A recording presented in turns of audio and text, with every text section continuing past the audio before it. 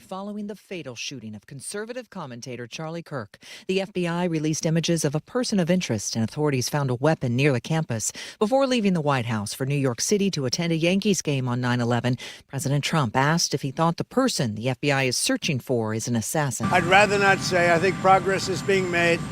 He's an animal, total animal. And hopefully they'll have him and they'll get him. What he did is disgraceful. Charlie Kirk was a great person, a great man. Great in every way, especially with youth. Earlier, President Trump delivered remarks at the Pentagon honoring victims of the September 11th attacks. Ceremonies were also held in New York City and Pennsylvania. Americans paid more for nearly everything in August, with inflation ticking upward from last year. This is ABC News. As Wisconsin is brats on the grill for a tailgate, this is the Civic Media Radio Network. From the 97.9 WGBW Newsroom, I'm Connie Fellman with this local news update. Flags are flying at half-staff across Wisconsin to honor the victims of the September 11th attacks 24 years ago today. The nation is also dealing with the aftermath of the assassination of Charlie Kirk, a right-wing activist and co-founder of Turning Point USA, who has close ties to federal Republicans. The organization is key in the Packers in prime time. Hi, I'm Mike Clemens with sports from Lambeau Field.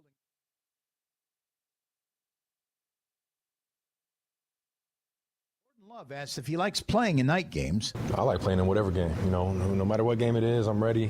Obviously, we don't get to pick and choose which games or prime time, things like that. But man, every game is an opportunity to go out there and win the game. So it doesn't matter when it is, what time, where we're playing at. I'm ready for each game. Baseball, the Brewers headed home. They open a series tomorrow night in Milwaukee against the St. Louis Cardinals after being swept by the Rangers. Final score yesterday 6-3. Pat Murphy. Still proud of our guys. I love our guys. It's not lack of effort, guys. It's not letting down. It's maybe the opposite. They're exhausted. We're beat up. We're injured. And things did not go our way this week, because you guys saw it. That has to happen sometimes in baseball. That's Brewers manager Pat Murphy. With sports, I'm Mike Clemens. Download the Civic Media app in the Google Play or Apple App Store and take us everywhere. This is the Civic Media Radio Network. I'm meteorologist Mace Michaels. Partly cloudy tonight, patchy fog by dawn, and lows in the low 50s. Turning mostly sunny for tomorrow, highs warmer, upper 70s. Slight storm chance Friday night, 80s continue with sunshine this weekend. Another storm chance Sunday night and Monday, currently at 64 degrees. Not completing high school is more of a social thing than it was an academic thing. Even though all these years have passed, I still had that longing to have my diploma. At age 30, Carissa finished her high school diploma. If you're even considering getting your high school diploma, you can do it. No one gets a diploma alone. If you're thinking of finishing your high school diploma, you have help. Find free adult education classes near you at finishyourdiploma.org. That's finishyourdiploma.org. Brought to you by the Dollar General Literacy Foundation and the Ad Council. Being blind doesn't look how others may think. Retinitis pigmentosa aimed to overwhelm my family. It tried to cut me down. I know where to find support. Learn more at fightingblindness.org, a public service message from the Foundation Fighting Blindness. Missed your favorite show live on air? It's easy to find what you enjoy wherever you listen to podcasts, including Spotify, Apple, and Google Podcasts. And we're always streaming on TuneIn and the Civic Media app. The Dr. Kristen Larley Show. It's never a dull moment when Wisconsin State Rep Ahmad Rivera-Wagner joins me to discuss the impact of Trump's budget, Green Bay's art scene, and what's happening in Madison. Sunday mornings at 9 on 97.9 and 1590 AM WGBW.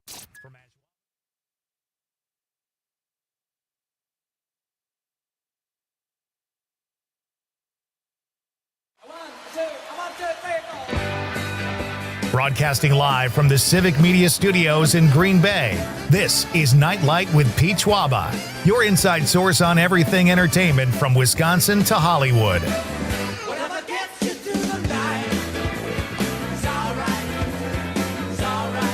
And now, a guy who considers a silver medal a participation award, Pete Schwaba. Welcome to Nite, ladies and gentlemen. Great to have you with me on this Thursday night. Folks, consider this across the state. Consider this a pre-Super a Packer pregame. Because I know everybody wants to watch the Packers. Not everybody, actually, but some people. So we hope you join us for a little while. In the meantime, we have a great show tonight. When I say we, I don't mean Conrad and me. I mean the wonderfully talented Amanda Nimmer, who is filling in for Conrad tonight. Hi, Amanda. Huzzah. How are you? Not too bad. How are you? I haven't seen you in a long time. Yeah, it's been a while. Did you recognize me when I came in? I did. Without the mustache and the sideburns? I didn't even notice the sideburns. Well, I was joking. Obviously, these aren't great sideburns. These are just like incidental sideburns, I think. As long as you don't go too far with your sideburn journey. What's too far? Too far is when you let them keep growing and then they become mutton chops. Conrad said recently he was going to grow mutton chops, and I didn't believe him. I don't think he can. He should. Yeah. I think he could do it. Look, he could pull the look off, but he said he doesn't get like facial hair in that area. And sometimes guys get, different, I don't know. Well, November is almost here. So no shave November. Is that no beard November or something like that? It's no shave November. No shave November. Mm-hmm. Can I not shave my armpits or my legs? Is that what you're telling me? Why are you doing that now? Well, it's the winter's coming up, and I like to tan. I've never been to a tanning bed. I don't tan at all. Do you tan? No. I've seen Final Destination. No. What happened in Final Destination? Oh Did I my miss God! this? I think it's the first one or the second one where they lock the girls in the tanning bed. Oh, and then they like melt or something. Yeah. No. What do? They just get a really ridiculously evenly balanced tan and look like dynamite? Sure, that's the alternative ending. Are you a horror fan? You kind of are. Kind of. I'm a horror fan, but I'm not a gore fan. Like Okay. just, slasher flicks, not really. Makes sense. I care about a story when it comes to movies or TV. Listen, I get it. I'm totally with you. I can watch a horror film if there is a good story with it, and it's not just gore for gore's sake. So I'm totally with you there. It is great to have you here tonight. Thank you for filling in. I know you have kind of a drive to get here, as do I. And it's great to have you filling in for Con. Conrad is taking some R&R. He is not overstressed at work. He is not, he didn't need a breather. He's at the Packer game. He's at the Packer game. So you can guess this is purely fun on Conrad's point, and good for him. Well-deserved. And are you a Packer fan?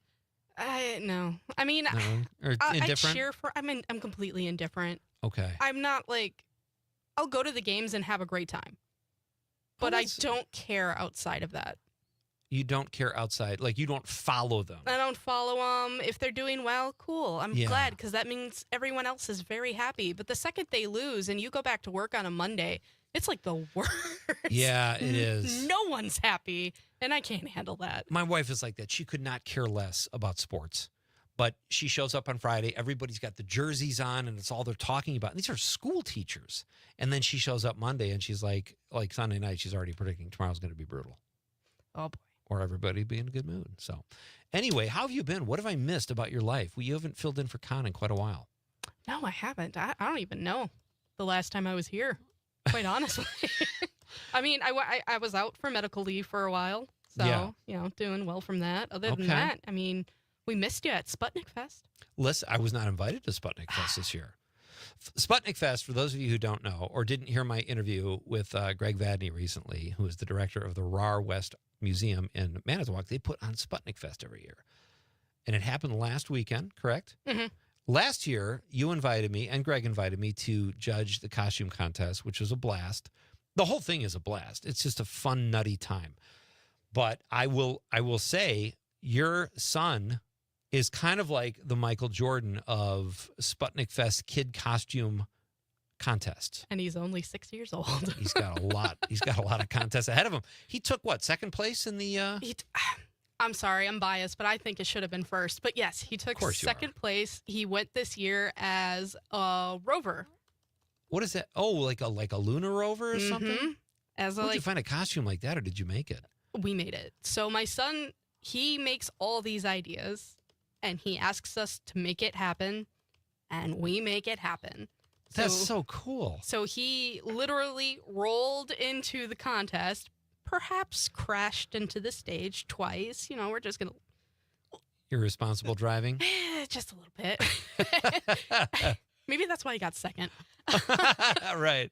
But no, he had like his car was like all decked out with like cardboard and paint and like this like heated blanket wrapping foil things, and he had like a little box on his head that he could see out of with like little fake cameras on it, and we gave him a little grabber so he could pick up rocks. So what does that do for him when he takes second? Mm-hmm. Does he feel really special? Does he get home that night and loved it. Keep the costume on for a while and just live in the imaginary world a little bit, or what? He loved it. He got great reception from everybody else, and then they gave him a $50 gift card for second place. So we went straight to the store, and he picked out everything he wanted. That's a week's worth of gas for the Lunar Rover. Mm-hmm. Okay. Oh, yeah. Well, I'm very excited for you guys. That's fun. And it's fun as a mom to see that kind of stuff. You know, you just get to live vicariously. And the kid has no stage fright right now, so. Well, do you? No, not so much. Yeah, you're kind of a speak your mind type. You gotta be sometimes. I agree. And then there are times where you're like, this is when we need to be quiet. It's just not worth it. I totally agree. Well, it's great to have you here. Amanda Nimmer, folks. Give her a shout out. Send us a text. Call in. Say hello. She does a great job, and I always have fun working with her when Conrad cannot be here. So we will get you through this Packer pregame show known as Night Light. Mm-hmm. You think we could start something there? Or? I don't think so. No, I really don't care. I want people who want to talk about movies and TV. I love sports. But it's whoever is here, it's going to be a blast. We are, the phone lines are open, folks. 855-752-4842, 855-75-CIVIC. Always fun when you guys chime in on whatever we're talking about. And we have a really fun show tonight. Joining me, it is Thursday, so that means we're making the popcorn pick of the week at 6:35. My pal, comedian, actor, and now immensely successful artist, Steve Seagren will be here. I sighed because it drives me crazy. I have all these friends who left comedy, and I have 3 friends who left comedy and now are successful artists. And on paper, I shouldn't like them for that because that's just too much talent. Is it? It is. I couldn't sell a painting, but Steve's great. He does great work, and we'll talk to Steve. He is going to make, Steve Seagren, he is going to make the popcorn pick of the week. He's going to give us a movie recommendation that you all can check out this weekend. Here's the thing. If you could be an artist that could sell things, what do you think your medium would be? I'll tell you what. I like, when it comes to art, and I don't know a ton about art. I took a couple art history classes in college, but I like moments that are captured. So maybe that would lend itself to photography, but I love paintings too, where there's an expression or something or a moment. And it doesn't have to necessarily be people. And Steve's art kind of does this. He captures like a seaside escape, you know, or the corner of a fence with someone in their pool. Like I like anything that like lets me go and live in that space for a little bit. You know, there are people who get hired for weddings and they live paint a moment throughout the entirety of it. I know. Isn't that crazy? I have, I guess he's my aunt's significant other, Elliot Fromm, who does that. He paints with both hands. Oh, wow. And he was a Chicago guy, so he would show up at all these sporting events and paint Bulls logos or Bears logos. They moved to Asheville, and now I guess he's painting North Carolina stuff. I don't know, but he's immensely talented. And Steve and I have a mutual friend, Leo Benvenuti, who is also doing very well in the world of art. So anyway, we will talk to Steve about all of this at 6:35. I'll ask Steve what he's watching. Might ask him for a heckler story or a road story maybe. And Steve also made a list, I think it's a working list, where he talks about songs he never has to hear again. And I think that is a perfect segue to our question of the night. Let's talk about the question. Okay, question. Question. Question. Pregunta. Question. Question. Hey, I have a question. Questions? This question. Domanda. Question. Questions. All right, this is sort of along what I just said, along Steve's list of making questions or making a list of songs that you never need to hear again. And this is something that happened to me recently. I heard a song in the grocery store, like I always do in Marinette, Wisconsin, and it just bums me out. They're like 1980s B-sides. Like, at least play the hit.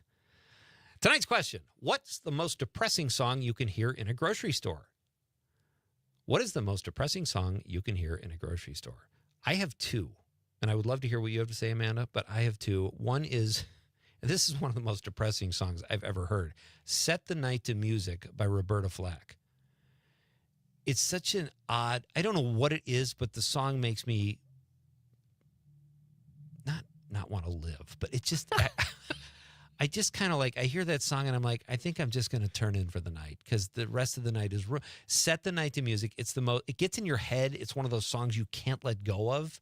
It's not like it's even a horrible song. I love Killing Me Softly. It's nothing against Roberta Flack. I hate that song. The other one I hear, and you can laugh, Amanda. You're like covering up. You're like, you don't want to laugh. It's habit. It's habit. I know you do. All right. So the other one is something like Thriller. When I hear a song that people used to go crazy for at high school dances I went to, and was so full of youthful energy, and you'd flip out when you heard it on the radio or at a dance or whatever. And now you're just a schlub walking down the aisles, buying soup or something in the grocery store. Why is soup sad? It's the alliteration. It's sad soup. I don't know what it is. I just don't. It really depresses me because it was such a iconic thing back in the day when I was younger, and now it's like, I don't know. I find it very depressing. But Marinette in particular, and if there are Marinette people listening, would love to know what you think. I don't know where they find these songs, but I hear these songs on the radio. I'm like, oh, I kind of remember that. Yeah, that I never needed to hear it again. I don't know where they're unearthing these tunes to set a sidetrack or a soundtrack for my shopping. But that is tonight's question, folks. What's the most depressing song you can hear in a grocery store? I know that's kind of specific, but have fun with it. 855-752-4842, 855-75-CIVIC. Let us know, and you can also drop us a stream text if you're watching the radio on YouTube, Facebook, or is it X? What do you call it? X or you call it Twitter? I refuse to call it the other one. It's always Twitter. X is lame. Twitter was great because you could say, I'm going to tweet. Yeah. Well, you can't. I'm going to X. Yeah. It's just stupid. Yeah. Whatever it is, whatever you call it, it's great to have you watching the show. Let us know what you think, your most depressing song that you can possibly hear in a grocery store, and I will read it on the radio. Our second guest of the night, folks, this is fun. Al has been on the show a few times. Al Pitrelli, the guitarist and musical director for the Trans Siberian Orchestra. They're gearing up for another tour. We're going to tell you where you can get tickets. We'll talk to Al a little bit about his music. He's a really fun interview. Steve Seagren, Al Pitrelli, a great question. What more could you need? You don't need the Packers, folks. Stay with me. It's Pete Schwaba and Nightlight. I'm coming right back to read your texts and tell you that you can no longer kiss someone's grits. We're coming right back.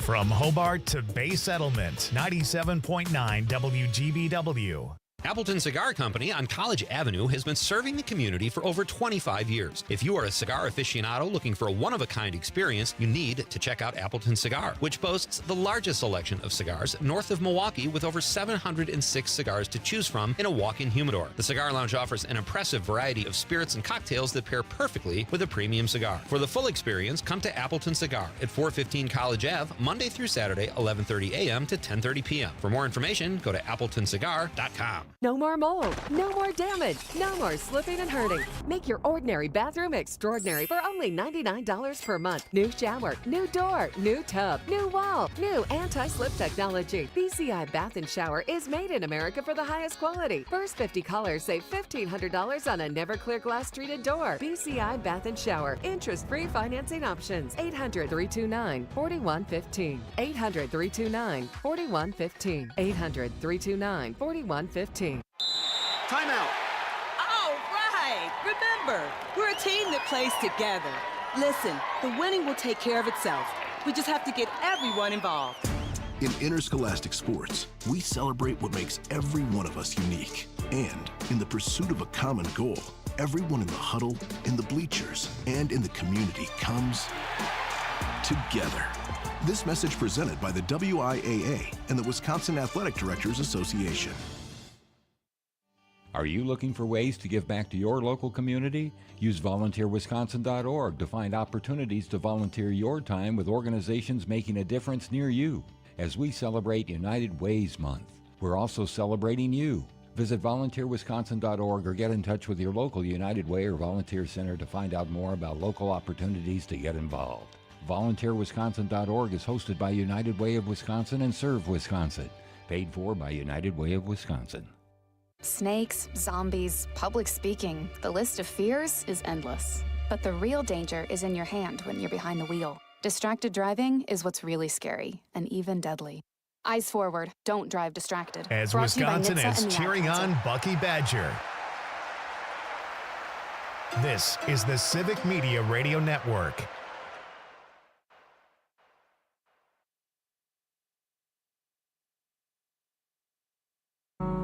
In the arms of the angel, fly away from here. That's not it. That's yours, though. That's mine. Welcome back to Nightlight. I'm Pete Schwaba. That is a song that Amanda never needs to hear again, or a song that she does not need to hear in a grocery store. It makes you think of sad animals. Yeah, I know. Do you not remember her with all those sad, like, if for just 5 cents a day, you could save this starving Was that what dog? that's from? I'm pretty sure. Sally Struthers? No, Sarah McLachlan did like a Oh, whole that bunch was of Sarah them. McLachlan. Yeah, Yes, of course. Well, that's a good one, and that's sad. That's going to make you even sadder. So that is our question tonight, folks. Name a depressing song, something you don't want to hear when you're in the grocery store. And this happened to me recently. I posted it on Facebook, and I got a lot of people. I named the song, and people, Corey Hartman wrote out the lyrics. He knew exactly the song. He read my mind. It was a Steve Winwood song. And I'm not anti-Steve Winwood, but anyway. Hey, folks, if you missed Idea Fest last night here at Civic Media, sponsored by the Cap Times, in conjunction, am I saying that right, with Civic Media? You can catch it tomorrow night. Last night, Tony Evers was on the show. And tomorrow night, right here, we will not be on live on the radio. We are putting Best of Green. We will be on live, actually, in Green Bay. We have a Best of show with our new Green Bay personalities, Dan Marcus, Eric Westfall, and Laura McKenna. So we will be on in the Green Bay market, some sort of a pre-recorded show, if you will. And Idea Fest will be on the rest of the network. The Cap Times does a great job. And Tim Walls will be on tomorrow to talk about the state of politics in the upper Midwest. Fun show. We'll be here, though, too. If you need some nightlight, we'll be splitting time like we did last night as well. So Flo is gone. Do you remember Flo, Amanda? For a progressive? No. Oh, man. No. She's still very much with us. Flo was a character on Alice, which was a show in the 70s. And Flo was a saucy, sassy waitress who would tell customers, she'd say, "Kiss my grits." And it became like a big, I think there were like T-shirts and everything. She passed away at the age of 88 a couple days ago. She was the last surviving member of Alice. And I didn't watch the show a lot, but that's how popular this phrase was. Even though I wasn't a huge Alice fan, I knew about Flo and I knew about the phrase. So she will be, should I say she'll be missed? I forgot she was alive, so I don't know if she'll be missed, but she had a great career. She's missed by someone. She's missed by someone. And if you're watching on the stream, there's Kiss My Grits right now. Grits Flo. will never Polly be Holiday. the same. Yeah, absolutely not. Daniel Berry, Sports Highlights. Happy Thursday. Hello, everyone. Happy Thursday, Daniel. I love that name. Daniel Berry, Sports Highlights. That's his handle. Mike Desatel says, Ralphie, how's Rocktoberfest looking for you this year? He is talking to our first guest, Steve Seagren, who is not with us yet, but he'll be here shortly. I should say that Steve and I have known each other a long time. We did stand up together. He was one of my idols when I started. And I was never able to quite emulate Steve, but I did work with him in a movie that I've talked about from time to time on the show, The Godfather of Green Bay. Steve was very, very funny, and he's an accomplished actor, aside from The Godfather of Green Bay. Mike also says, I don't want to hear Sentimental Journey by Doris Day in a grocery store or anywhere, but I do like Doris. I like that song. Anything, I can take the crooners anywhere. Give me Sinatra, Tony Bennett, Doris Day. Give me some Patsy Cline. But I respect that. That's a good text, Mike. Thank you, sir, for weighing in. Hey, we've got a giveaway we can do tonight, too. This is a really cool thing. Ben Giles, our pal from Oshkosh, has put together the funniest comedian, Oshkosh's funniest comedian contest.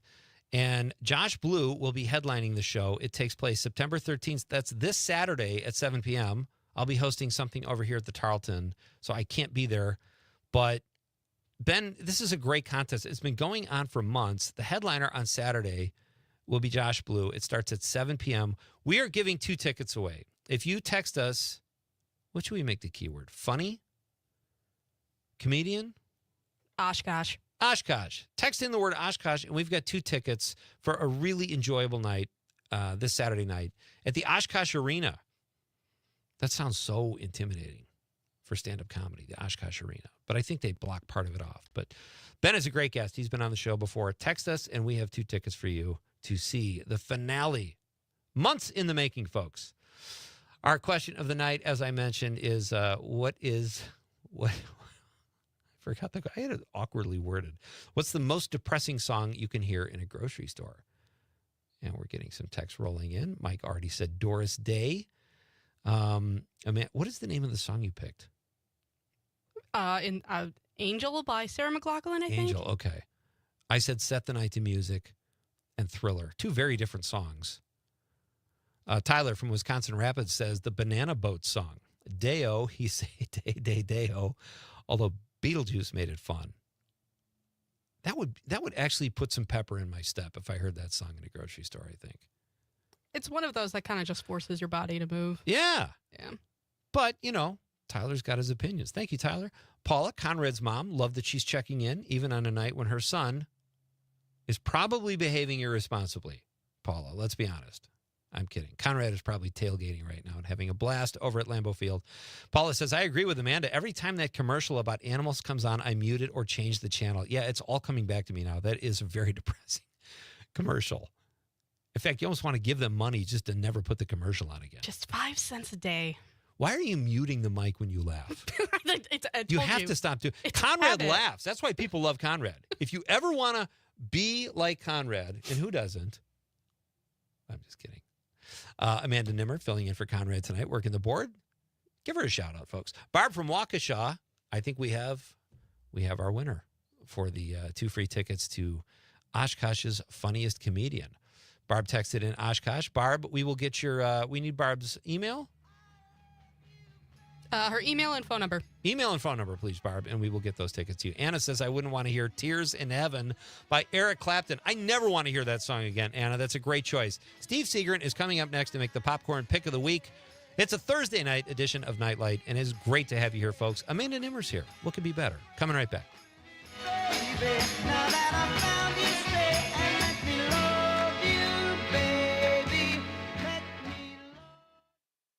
97.9 WGBW and WGBW.FM. Local news, weather, and sports on air and streaming on the Civic Media app. This is the Civic Media Radio Network.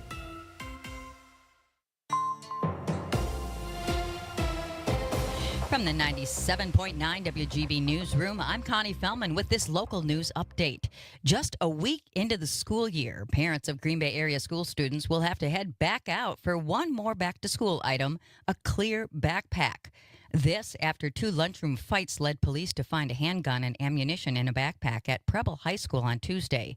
The Green Bay area public school superintendent, Vicki Bayer, sent a letter to families yesterday saying students who choose to come to school with a backpack or tote bag will need to use a clear and colorless backpack or bag. The new policy goes into effect on September 22nd for all students grades 6 through 12. People who live on Green Bay's east side may have to find a different route to work soon. A heavily used portion of East Mason Street near East Town Mall will be closed starting this Monday, September 15th, for what the Green Bay Department of Public Works called a long-term closure in a news release yesterday. Well, plenty of people will be visiting Wisconsin's latest Wonder tonight for the Packers primetime matchup against Washington. Why Wonder? Well, because that's what Lambeau Field has officially been named. The Packers and Travel Wisconsin made the announcement at a joint press conference yesterday. Well, the date today is 9/11, 24 years since terrorist attacks in 2001. The Packers will be honoring the significance of the date with a special on-field tribute to honor the courage and sacrifice of those who responded to the attacks and to remember all who lost their lives. Flags around the state are flying at half-staff also today in honor of the nearly 3,000 people who died. Governor Tony Evers declared the day to be a state day of service and remembrance. Evers encouraged Wisconsinites to give back to their neighbors and communities today through acts of kindness and service by volunteering in our local communities. You can find a list of volunteer opportunities with virtual options on the Volunteer Wisconsin on website. your entertainment beat, Evers' I'm Pete flag Schwaba, the order Secret will be in Lives of place Mormon today from Wives sunrise star to and founder sunset. of the soft News swinging at the group top on and bottom TikTok of the called hour, Mom all Talk day will be and the new on demand Bachelorette. anytime Taylor Frankie Paul at will have her pick of men on national WGBW.FM. television. I'm But be Connie careful, Fellman, attention-seeking hot 97.9 guys, because she is no News. stranger to scandal. Paul, the mother of two, confessed that she and other couples in the community were soft swingers, meaning she and her husband regularly made out with other couples. Once you get a look at Taylor Frankie Paul, you'll realize why all the other husbands wanted to French kiss her. In addition to two hot first names, she has perfect eyebrows. According to the New York Post, the soft swinging resulted in a pregnancy for Paul by another husband. That must have been some kiss. Beware though, Bachelor, she was also charged with a third-degree felony for throwing something at her first husband that accidentally hit her child. Don't worry, the charges were dismissed, paving the way for Paul to choose another potential baby daddy on national TV. I think I'm in love. For more showbiz fun, tune into Nightlight with me, Pete Schwaba, weeknights from 6 to 8 p.m. on the Civic Media Radio Network. Connecting audiences, powering brands. This is Civic Media. Learn more at civicmedia.us/advertise. I'm meteorologist Mace Michaels. Partly cloudy tonight, patchy fog by dawn, and lows in the low 50s. Turning mostly sunny for tomorrow, highs warmer, upper 70s. Slight storm chance Friday night, 80s continue with sunshine this weekend. Another storm chance Sunday night and Monday, currently at 64 degrees. Doctors Without Borders is delivering life-saving medical care where it's needed most in communities around the world. From bandaging war-wounded patients in Sudan to providing clean drinking water in Haiti, we're in more than 70 countries worldwide, bringing patients from sick to recovering, from emergency to aid, from crisis to care. This life-saving care is made possible by a global movement of supporters like you. Thank you. You are never far away from your favorite radio station. We're always streaming on TuneIn and the Civic Media app. And if you missed your favorite show or game, listen to a podcast of it anytime on the app or our website, civicmedia.us. I was stuck in a state of panic and endless rituals, so I made the call. Mental health care works when you make the call. Visit mentalhealthcareworks.org. A message from the American Psychiatric Association Foundation. Jane Matnair and Greg Bach. Coming up on the show, federal cuts are threatening food share programs across the country, but one county in Wisconsin is working to keep them alive. Wisconsin Watch journalist Bennett Goldstein is our guest. Join us. Matnair on Air, weekday mornings 9 to 11.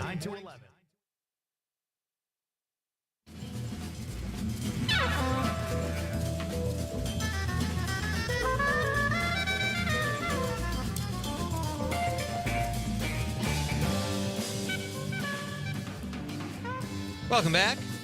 This is Nightlight with Pete Schwaba. I am Pete Schwaba. And ladies and gentlemen, this is exciting. One of my favorite times of the week. It is time for the popcorn pick of the week. It's time for the It's time for the Nightlight Popcorn Pick of the Week, where we recommend a movie that you'll either enjoy or won't. Here's your host, Pete Schwaba. That's on me. I should have gone over that with you. Amanda drove all the way to be here just so we can stay on the air tonight. Before anyone's like, Amanda can't run the board. No, I can't. They changed everything. It's a new board. It's a different board from the last time It's I not was even here. spelled right. It's spelled B-O-R-E-D now. That's how different it is. And she's trying to adjust. Folks, this is exciting. It is the popcorn pick of the week. And I am excited to welcome back one of my friends. He's one of the funniest people I've ever known or worked with. He was a great comedian, is a fine actor, and now has added painting to his resume. The multi-talented Mr. Steve Seagren is here to make the popcorn pick. Hey, buddy. Hey, what's going on? Nothing. It's good to see you. Thanks for doing this, Steve. Yeah, well, what else do I got to do? I got nothing to do. That's the spirit. That's the attitude I love for my guests. I had nothing better to do. Steve, we got a few things to talk about, but let's jump right in and do this popcorn thing. Let's talk some movies. Okay. We've talked movies over the years, and I love talking movies with you because on car rides or whatever it was to stand-up gigs, I remember we had a laugh once over the movie True Believer, and the store was called Arts Supplies, and they were looking for art supplies. Yeah. For whatever reason, that floored you, and you kept talking about it, and you won me over, and I couldn't stop laughing. But we share a love of a lot of the same films. But how do you typically watch movies, Steve? Are you a theater guy? Do you like to watch them at home? Usually I watch them at home, but lately I've been going back to the theater because it's so hot out here in LA that you got to get some air conditioning, So right, want to sit in a cool, dark place. Yeah, that's right. So, but air conditioning aside, a better climate aside, do you prefer to watch them at home because you're alone, or are you adverse to watching it with a crowd? No, it's just if a movie I want to see is on TV, I'll watch it on TV. If there's a movie I really want to see right away, I'll go to the theater and see it. In some movies, you want to see it a big screen, but I my rule of thumb now is I will not watch anything in the Marvel universe. God, I won't watch any DC film, no comic book movies or superhero movies anymore, but or sequels or remakes like Freakier Friday. How many have they done? Like 20? I know. It's like I want to see a movie that's got an original idea, yes. Something original, and basically the superhero stuff is the same movie over and over again. It's just the costume changes. That's it, But it's like with wisecracks, and they think they're so funny. And I'm with you, but everything you just said, I don't watch superhero movies, sequels, remakes. That's like you had like 2 movies this year were your options. But exactly, that's why I don't go to the theater that much anymore. I've been watching older films. But I've seen 2 movies in the theater in the last couple of weeks. So I do want to say too, you are every filmmaker's dream. Like, I'll go to the movies if the air conditioning's working. I just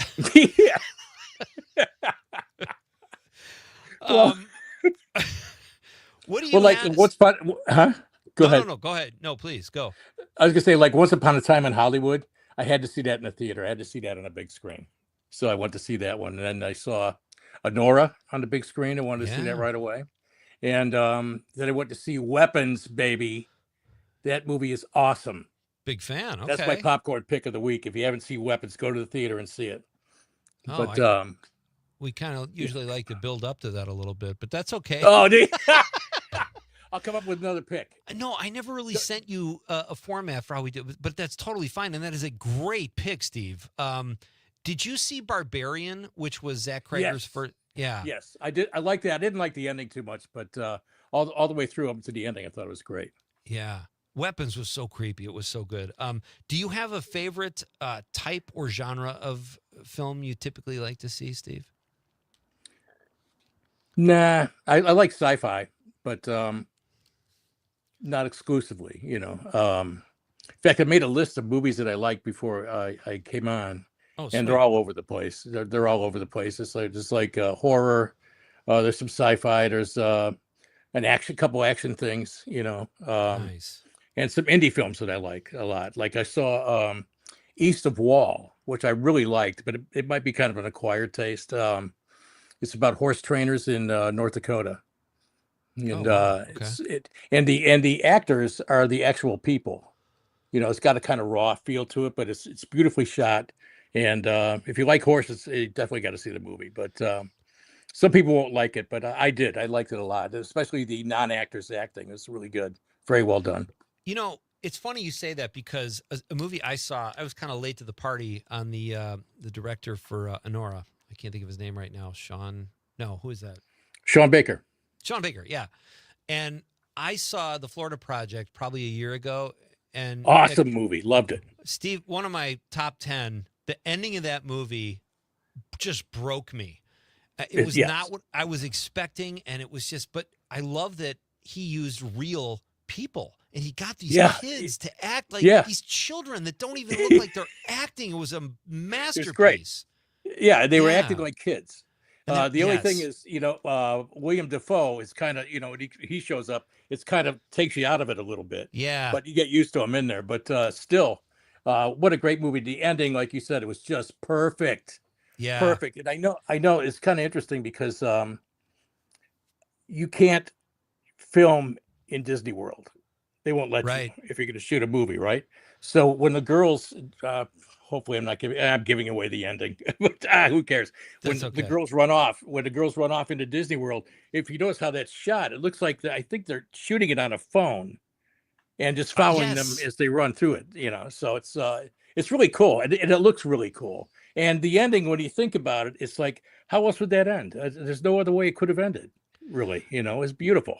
It is. And I kept thinking there's going to be, because the mom was such a mess, I thought this is going to end tragically and it's going to be predictable. And it wasn't. It was like he took it in a whole different direction. I just absolutely love that. And it's funny what you say about Willem Dafoe, who I really like, and I loved him in that role. But you're right. If he wasn't in the film, it might have been even better, even though he was really good. And I'm a fan, if that makes any sense. Yeah. The neat thing is that it's kind of shot through the kid's eyes. I mean, nothing seems to happen outside of that behind us. What am I trying to say? Everything happens while the kids are there. They see everything that's happening. It's not like something is happening that they don't see. That's there. It's their world, and they got, I mean, that's why the ending works so well, I think, it's like So they live great. right next to Disney World and they can never go. Right. Finally they're like, screw it, let's go. We're going to Disney. We're going to make our life fun for a few minutes. Just for a few minutes. Yeah. So It's great. And then the shot of them running off to the Magic Kingdom is beautiful. I loved it. Yeah. I want to see it again now. Yeah. Totally with you. We've got a texter, Joseph says, South Dakota native here, east of Wall is set near Wall of Wall drug fame, South Dakota. I remember going there as a kid, and that's where all the bumper stickers. I've been to Wall Drug.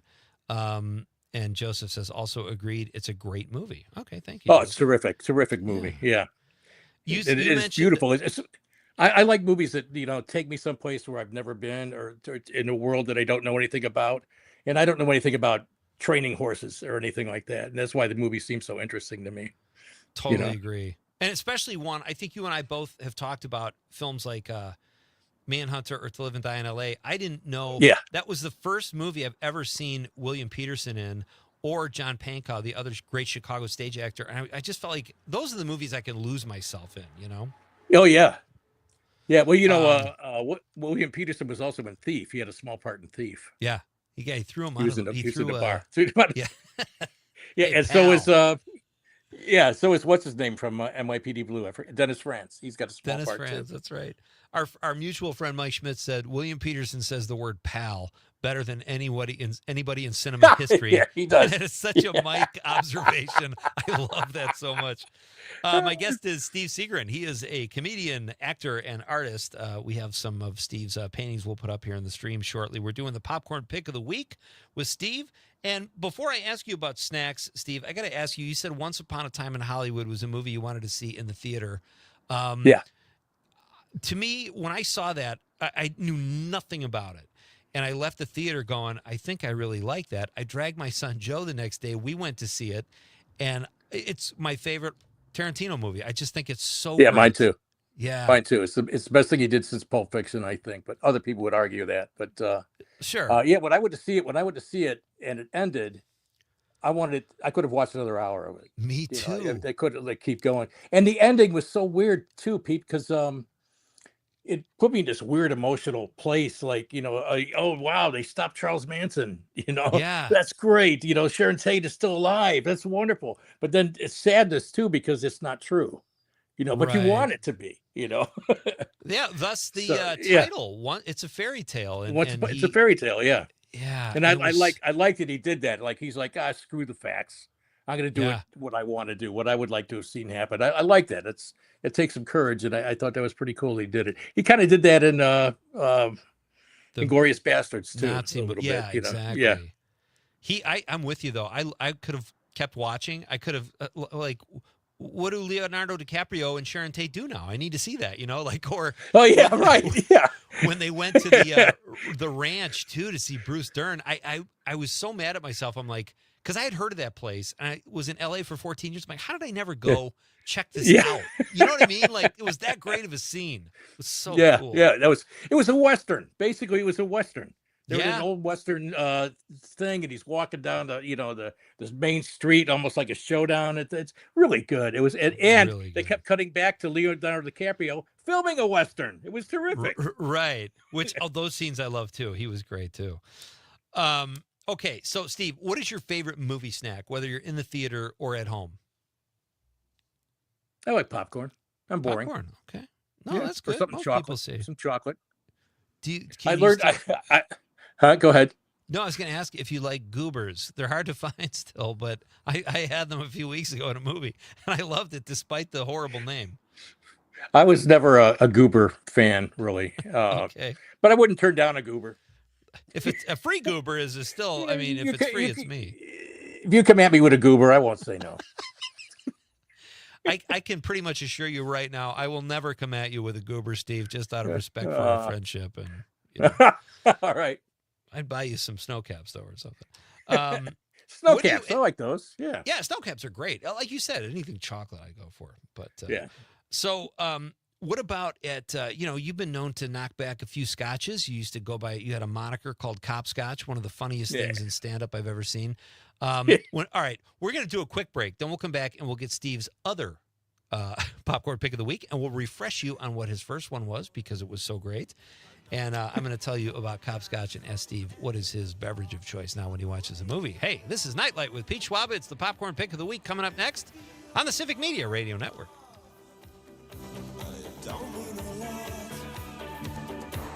And it feels like love, and it's all that we got. There's a heartbreak beat playing all night long down on my street, and it feels like love, got the radio on, and it's all that we need. There's a heartbreak beat. Wisconsin is hitting the road on your Harley. This is the Civic Media Radio Network.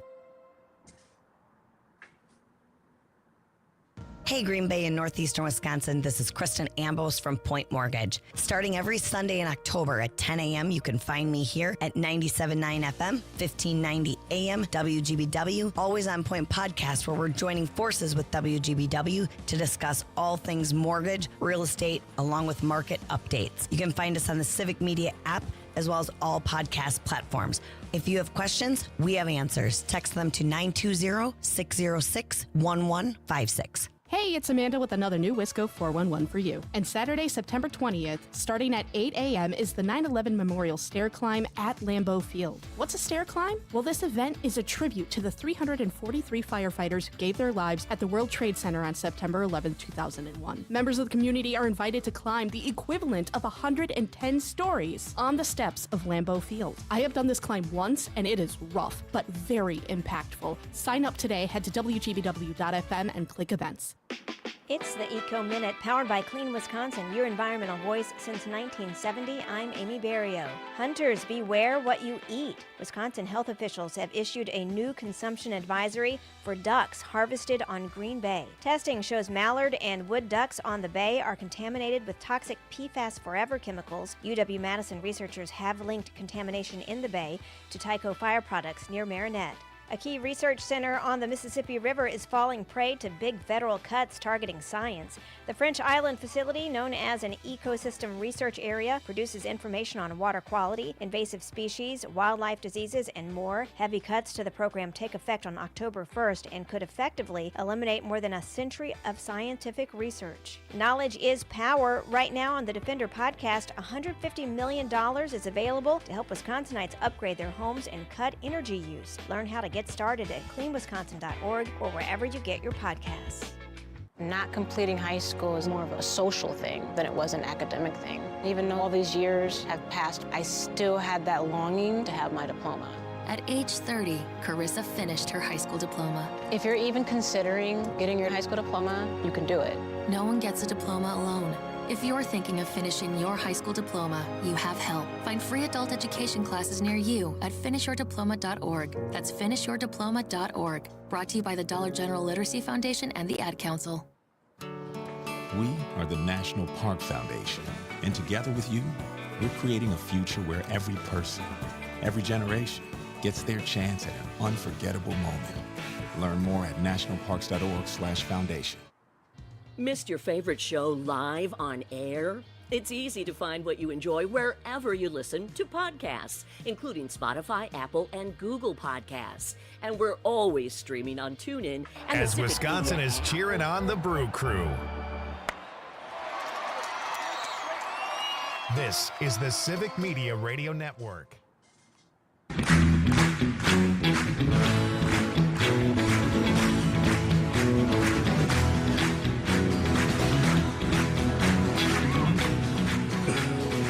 Welcome back.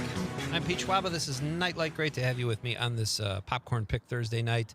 Coming up at 7:35, our pal Al Pitrelli from the Trans Siberian Orchestra will be here to talk about some upcoming shows here in Wisconsin. Al's always fun to talk to.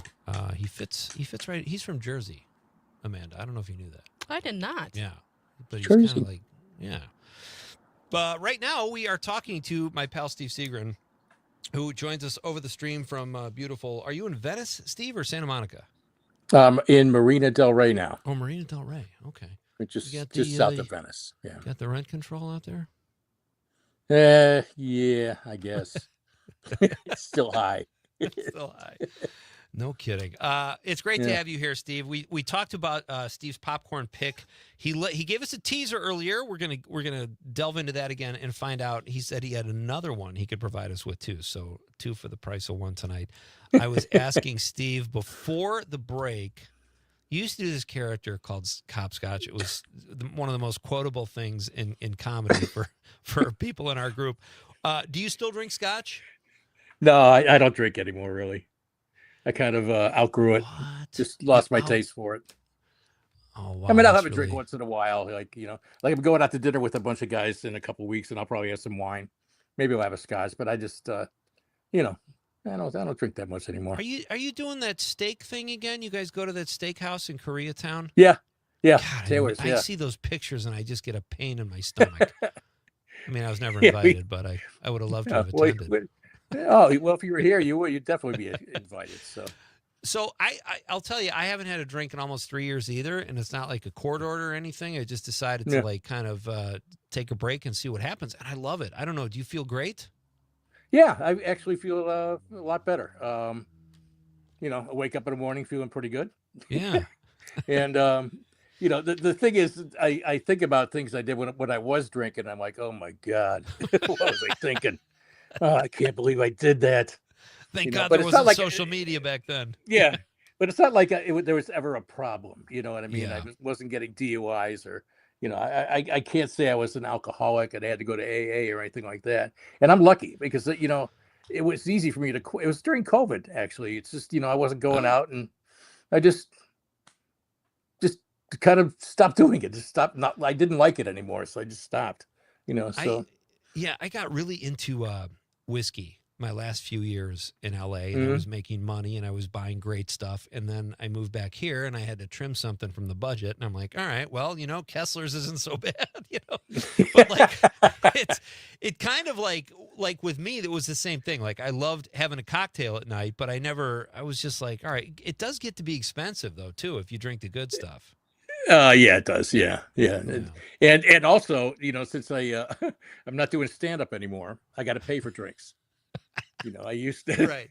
Did I ever tell you the story about when I worked at I think it was the Funny Bone in Green Bay, and I was just filling in for one night. Somebody canceled, and I went up to fill in. I'd never worked there before, and so they usually give you 3 drinks, 4 drinks free. Yeah. And so I asked for a scotch, and the guy said, "What do you want?" And I went, "Just whatever the well is." And he goes, "We got Johnny Walker Black," which was a high class scotch at the time. And I'm like, "Well, that's okay. Sure, I'll have one." I was drinking Johnny Walker Black. I had like 3 or 4 of them. The next day, I'm gone, and they instituted the Steve Seagren rule. no top shelf scotch for any comic. Oh, that is so lame. Yeah, I was just there for one night.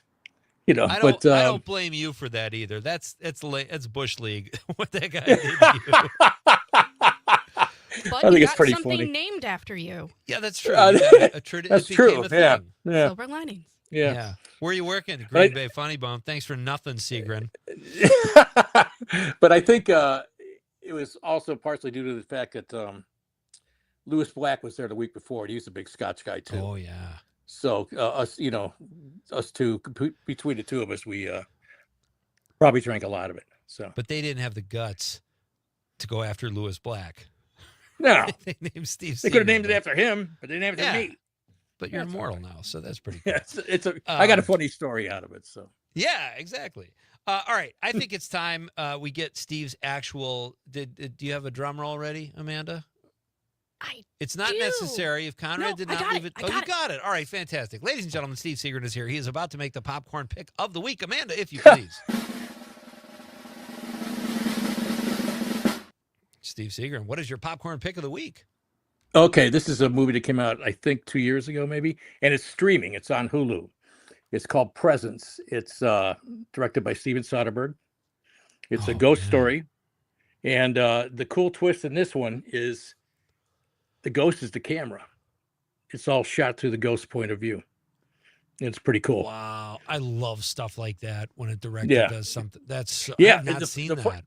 The funny thing is, I almost wish I didn't say that because it took me about 20 minutes to figure it out. I'm like, oh, I'm the ghost. But it's really good. It's Soderbergh. You know how he is. Yeah. And it's cool. It's a cool little movie called Presence. Hey, you got the little thing. All right. Amanda's got the poster up there. Wasting no time. Yeah. If you're watching on the stream, you can see the poster. That's creepy for some reason. It's don't know streaming why. on Hulu, so it's good. Good popcorn movie, I think. That's a great popcorn movie. Thank you, Stephen. What is the one you said before too? You said Weapons. Weapons. Yeah. Okay. Yeah, I've been talking about that movie a lot, folks. If you haven't seen Weapons, Steve, that is his co-pick of the week. I thought it was great too. I actually did like Barbarian a little bit better, Steve, I will say. But did you really? Oh, okay. Kinda, yeah. I loved when they all of a sudden Justin Long, they go to L.A. and I'm like, what the hell is this? Like I thought they made like an editing error or something, but and then he shows up and I thought that was really cool. The ending of Weapons just knocked me out. It was great. I went to see it again. I saw it twice. But the less you know about the movie, the better it is. Agreed. So, all right, Steve, can you stick around for a few minutes after the news? What? Yes. All right. Yes, I'm going to can. show you some of Steve's artwork when we come back, and we're going to talk about movies and a TV show that we both enjoyed. It's Pete Schwaba and Nightlight. We're coming back for Act 2 after this. Don't go anywhere, folks. We're having fun on the Civic Media Radio Network.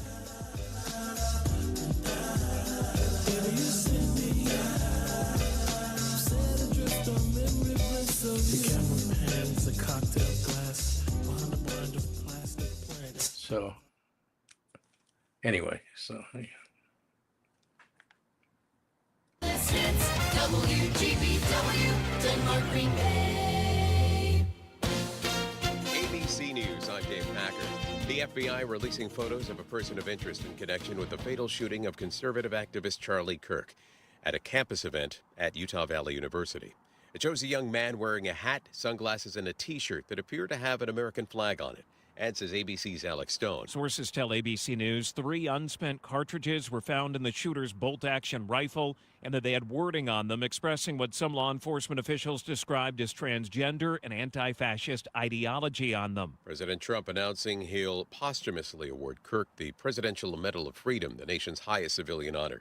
Across the country, several historically black colleges and universities went on lockdown following a series of threats, and the U.S. Naval Academy in Annapolis, Maryland, currently on lockdown out of, quote, an abundance of caution. 24 years after the September 11th attacks, memorial services today in New York and at the Pentagon. This is ABC News. Reach, engage, grow with Civic Media. Log on civicmedia.us/advertise. From the 97.9 WGBW Newsroom, I'm Connie Fellman with this local news update. Flags are flying at half-staff across Wisconsin to honor the victims of the September 11th attacks 24 years ago today. The nation is also dealing with the aftermath of the assassination of Charlie Kirk, a right-wing activist and co-founder of Turning Point USA, who has close ties to federal Republicans. The organization was key in expanding voter outreach, including in Wisconsin. Savannah Tomei Olson has more. Turning Point USA was key in expanding voter outreach, including here in Wisconsin. Leaders across the political aisle are disavowing violence. President Donald Trump has ordered flags fly at half-staff Sunday for Kirk, which he did not do for Minnesota Representative Melissa Hortman and her husband when they were gunned down in their home. Speaker Robin Voss was asked about that today. In the heart of hopefully every patriotic American, we would say that no matter who is assassinated, on the far right, the far left, man, woman, rich, poor, gay, straight, doesn't matter. Assassination is 100% of the time wrong. It's what I thought when Melissa Hortman, who was clearly a liberal Democrat, I didn't hear anybody on the right celebrating the fact that she was assassinated. It was awful. Democrats like Senator Tammy Baldwin offered their condolences and condemned political violence, too. Leaders on both sides of the aisle said they're continuing to have conversations about how to keep lawmakers and staff safe. I'm Savannah Tomei Olson. Our own Congressman Tony Weed is calling yesterday, quote, an extraordinarily sad day for America, unquote. In an opinion piece published to the Milwaukee Journal Sentinel today, the congressman warned against dangerous polarization and political violence. Meanwhile, the Packers' newest defensive weapon, Micah Parsons, hopes to keep his record alive against the Commanders tonight. Parsons had nearly twice as many sacks against the Commanders last season than he did any other team. News at the top and bottom of the hour, all day and on demand anytime at WGBW.FM. I'm Connie Fellman, 97.9 WGBW News. The Brewers head for home. Hi, I'm Mike Clemens with Sports Baseball. The Brewers returning from their road trip to begin a 3-game series tomorrow night against the Cardinals at American Family Field. The Crew losing again 6-3. The Rangers' Jake Berger hit 2 home runs. Pat Murphy. They got every big hit. Berger was in AAA earlier in the season, and he hits 2 big homers. We get 11 hits. We don't get the timely 2-out hit. NFL, the Packers host the Washington Commanders tonight, led by Dan Quinn, who was once the head coach of the Falcons. Matt LaFleur was the quarterback's coach. LaFleur on his time there in Atlanta under Quinn. It was invaluable to me. I'm pretty certain I wouldn't be standing right here right now if it weren't for being with DQ for those 2 years in Atlanta, and just changed my whole mindset and how much fun you can have within the building, yet still get down to business. It was a great environment. That's Matt LaFleur. I'll have a full recap later tonight after the game from Lambeau Field with Sports. I'm Mike Clemens.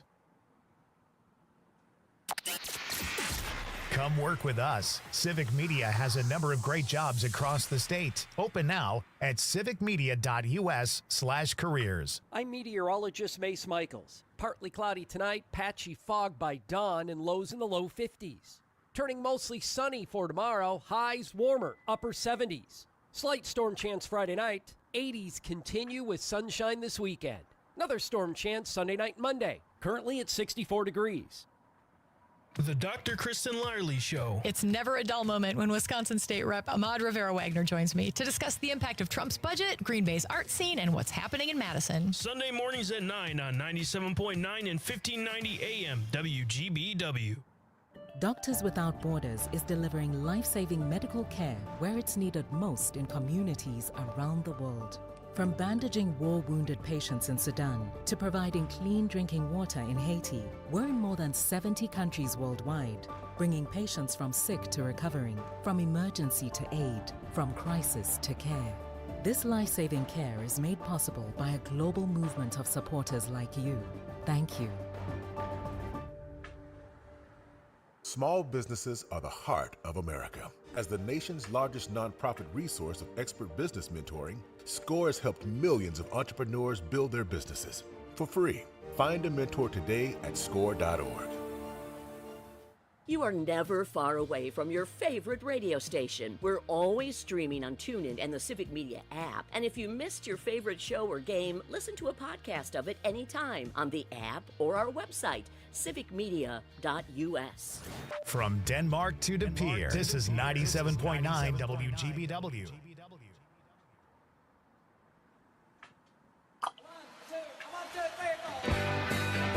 Broadcasting live from the Civic Media Studios in Green Bay, this is Nightlight with Pete Schwaba, your inside source on everything entertainment from Wisconsin to Hollywood.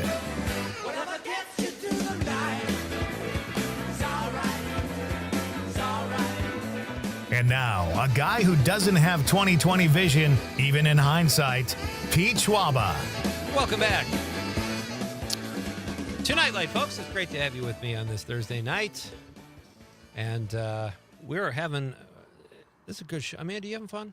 I kind of feel like it's up to me to be your, to make sure you're entertained. I mean, it's kind of what you're here for, though. Not to entertain you? I mean, am I not part of the audience? You are part of the show. That is the voice of Amanda Nimmer. She's filling in for the K-Man tonight. Conrad is at the Packer game, I assume. So he says. I don't know what Conrad's up to, but he's not here tonight. That's all I know.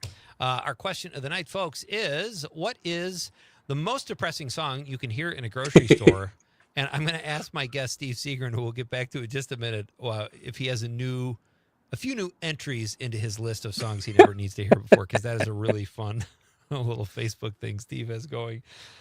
So let us know your answer to the question, 855-752-4842. You can drop us a comment on the app, or if you're watching the radio on the stream on YouTube, Facebook, or Twitter X, you can drop us a stream comment. Always fun to get responses from listeners. It's more fun when you guys participate. So we have this was kind of interesting. We got a text. Steve and I were just talking about Steve's popcorn pick of the week, by the way. Steve Seagren, my guest, comedian, actor, artist. We'll see some of his work very, very shortly here on the stream. But his pick, he gave us two picks, actually. Weapons, which is in theaters, and you can stream it now, I think, as of like 2 days ago. And the film Presence, which is from Steven Soderbergh, a Steven Soderbergh movie, which is available on Hulu. Scary movie where the ghost is. We're doing a lot of spoilers tonight, Steve. Yeah, I know. The ghost is the camera. We kind of spoiled the ending to the Florida Project and also Weapons. So you don't have to see any of these films, folks. We've already explained. No, they're all great. And there was great picks, too. Anna, listening in the 608, she's a Madison gal. We know that. She says, "Hi, Pete. You and your guest were talking about Once Upon a Time in America. I heard that Quentin Tarantino is making a new movie with Brad Pitt and the character he played in that movie. Did you know that Mike Moe, who played Bruce Lee in the movie, lives in Waunakee, Wisconsin?" I did not know that. Right outside of that's Madison, David Fincher directing it. Tarantino wrote the script, but he's not directing. Correct. And just like, I think it's just called Cliff Booth or something. Yeah, I am curious, to see what they do with that. I'm sure it'll be good. I mean, Tarantino, he didn't direct True Romance. He just wrote it, and Tony Scott directed it. But that's one of my favorite. If you could say that's a Tarantino movie too, that's a great flick. Thank you, Anna. Thank you for the text. All right, so my guest is Steve Seagren. He is a stand-up comic. Do you still go up anywhere, Steve? Do you ever go up? Or are you totally done? No, I haven't. Last show I did was at the Zanies in St. Charles, 2010. Wow. Okay. Do you miss it? Wow. No. No. Okay. No. Easy answer. No. Yeah.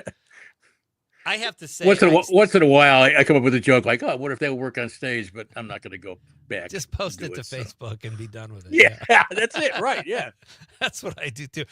Steve and I were working together in Toledo. I don't even remember the year, sometime in the 90s. And Steve dared me when I was on stage. You were going to count how many times I said, "My idea of a good time? I don't think so." I probably did it 2 or 3 times and then bailed. But I think my favorite, I was only a comic for 7 years, but my favorite things were working the road with other comics. And I remember I was doing this character. I think I was in Grand Forks.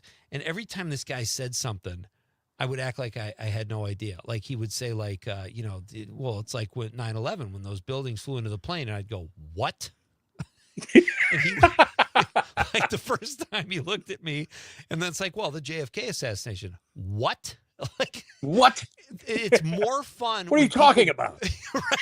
It's more fun when people don't know what you're doing. And he just looked at me and finally goes, "What's your deal?" And the other comics laughing, and that's all I needed, But, I did that on our chat recently.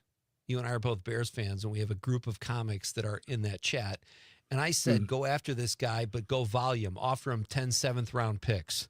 And I thought that was brilliant. And I got nothing, Steve. I got nothing. So I laughed. maybe, I just didn't type. I just didn't type. Ha ha. You got to type LOL or it doesn't count. Man. I didn't laugh with my fingers, Pete. That's what it was. Okay, all right, fair enough. Steve Seagren is an artist now, folks. This is he's had great TV credits. He's had a nice career as an actor. He's still an actor, but he's also an accomplished artist who is starting to sell. Well, not starting to sell. You've been selling stuff for a while now, right, Steve? Yes, I have. Yeah, Jimmy Dore just bought something from me. So really? Good old Jimmy. Yeah, good old Jimmy Dore, who is still working the road. I see too, in between his 8 million YouTube whatever he's got going on over there. Hey, Amanda, we have some of Steve works. Can we post one of Steve's paintings in the stream? Absolutely. If you're watching on the stream here, okay. Hey, it's an old one. Yeah, this is what I'm talking about. I love those like kind of POV paintings you do, Steve. How do you know? Like, where is that? That's my apartment. Okay. It's looking out my living room window one afternoon or one morning, I think. All right. So I know this is radio. I'll just describe it a little bit, but we do have people watching on the stream that can see it. And if you're not on the stream, it's just curtains open and Steve's view. And I love that stuff because it just takes you there, right? It's like a POV thing. That's most of what you do, Steve. Is there a style that you have that has a name that we might recognize? I can't. I don't. I'm sure there's a name for it, but I guess representational, figurative, maybe. Okay. I can't. I don't know. I'm still trying to figure that stuff out. Copscotchian. Yeah, yeah. No, but I sold this painting and I haven't seen it in a while, and I'm looking at it now. I'm like, yeah, it's not bad. Yeah, it's great. Do we have another one? Yeah, we got two more. Yeah, let's see another one of Steve's paintings. And if you know the name of these, Steve, let us know. I think that's just called Shoreline. And okay. It's from they're all from photographs. They're all from pictures I take, and I just crop them down to where to what I like.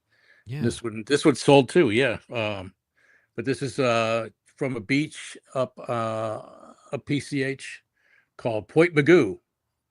Oh yeah, sure. And, yeah. Nice. All right, let's take a look at another one of Steve's paint. Hey, oh, I've seen this one on your website. I love that one. Yeah. I sold that one too. No, he's got nothing left, folks. I don't know. I got nothing left. No, I got some new stuff. Send him a picture and I'll paint it. This is from a swimming pool in Montecito up by Santa Barbara. Nancy and I were up there for our anniversary, but I was standing on the balcony of our hotel and just took a picture straight down and shadow of the palm tree on there. Yeah, it's pretty cool. Very. If I do say so.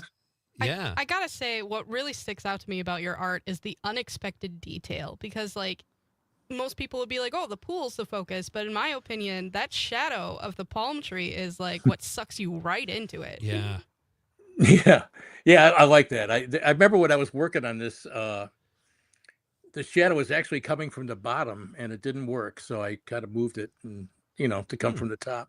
But without the shadow, really, there's nothing. It's not as interesting. You're right. No, it does give you that, definitely that like SoCal vibe, I guess. How long does something like that take, Steve? It depends how lazy I am. Usually it'll take me a couple days, but sometimes the longest I worked on something was like maybe a month, but I put it away for a while because I was getting sick of it. I always get to a point around the middle of the painting where I'm like, what the hell am I doing? It's like, I just kind of lose touch with it. And I'm like, this is awful. Why am I doing this? And I kind of have to step back for a little while and then go back in, Yeah. But there was one I was working on that I just had to put away and not look at for about a week or two. And then I went back to it and I was able to finish it. Once I went back to it, I'm like, oh, this wasn't that bad.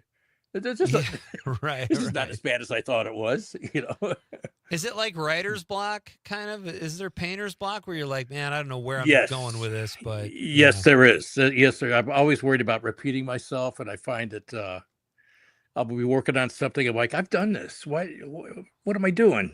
But you know what? The thing is just keep going. Just got to work through it. That's all. Right. I've been drawing a lot. That helps too. So, Okay. My guest is Steve Seagren. He is an actor, artist now and a former comedian. His paintings can be seen. Steve, what's your website if people want to check things out? Paintings by SteveSeagren.com. It's Steve is just Steve. Seagren is Seagren. Very simple. Yeah. Paintings by SteveSeagren.com. Awesome Yeah. stuff. We got a couple comments here. Joseph says Steve's work is nice, very Hopper-esque. Oh, that's kind of Edward Hopper. That's a good compliment, right? I get that a lot. Yeah, that and Hockney too. Yeah, see, somebody said Hockney. So yeah, very cool. And yeah, then, I like both those painters. Mike Desitel, who shared the screen with us, Steve, and the Godfather of Green Bay, says, "Is there a movie?" I'm sorry, I got that wrong. Steve, do you get your inspiration from things you've actually seen, photos, or from your imagination? You kind of answered this, but it's always from photographs. Okay. Huh? And how do you know when you want to paint something? Do you know it right away? Well, you know what I do is I just take a picture of something, and I go back and look at it, and I start cropping it and looking for something inside that picture that looks interesting, like kind of close up, like the one of the seagull on the beach. That picture itself is really a wide angle and there's people over in the corner. There's somebody swimming like right by the seagull and everything, but I crop that all out. And sometimes I'll Photoshop it out until I get what I want, But mainly what I'm looking for is light, sunlight. That's what that's what the common theme in all of them. It's all about sunlight. Cool. Very cool. Hey, can we keep you for a couple more minutes? I got to ask you about some bad songs. Jeez. Okay. All right. Amanda, we're going to have to go to Petty Cash. We're going to have to find a signing bonus for Steve here to keep him around a little bit. All right, Steve Seagren is here, folks. So we are talking about his paintings, which are outstanding. Check them out at paintingsbysteveseagren.com. Did I get that right? That's right. Paintingsbysteveseagren.com. Great stuff. When we come back, we're going to find out if there are any new songs on Steve's list that he never needs to hear again. And it coincides with our question of the night, folks. It's Pete Schwaba and Nightlight. We're coming right back on the Civic Media Radio Network.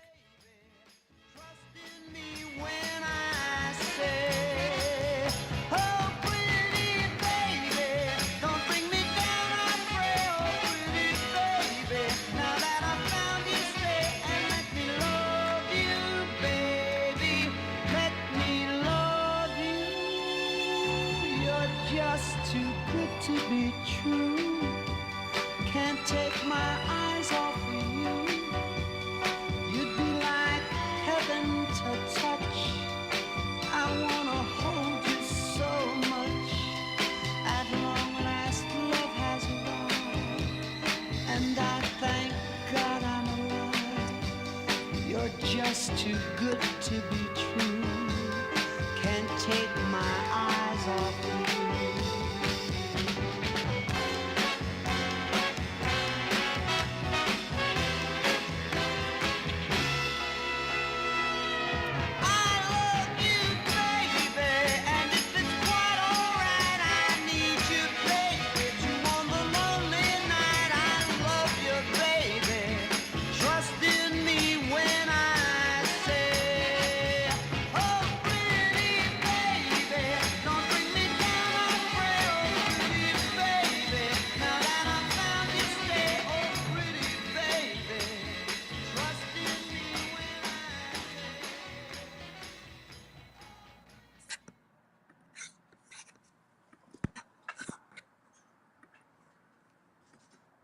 From Ashwaubenon to Alloway, this is 97.9 WGBW.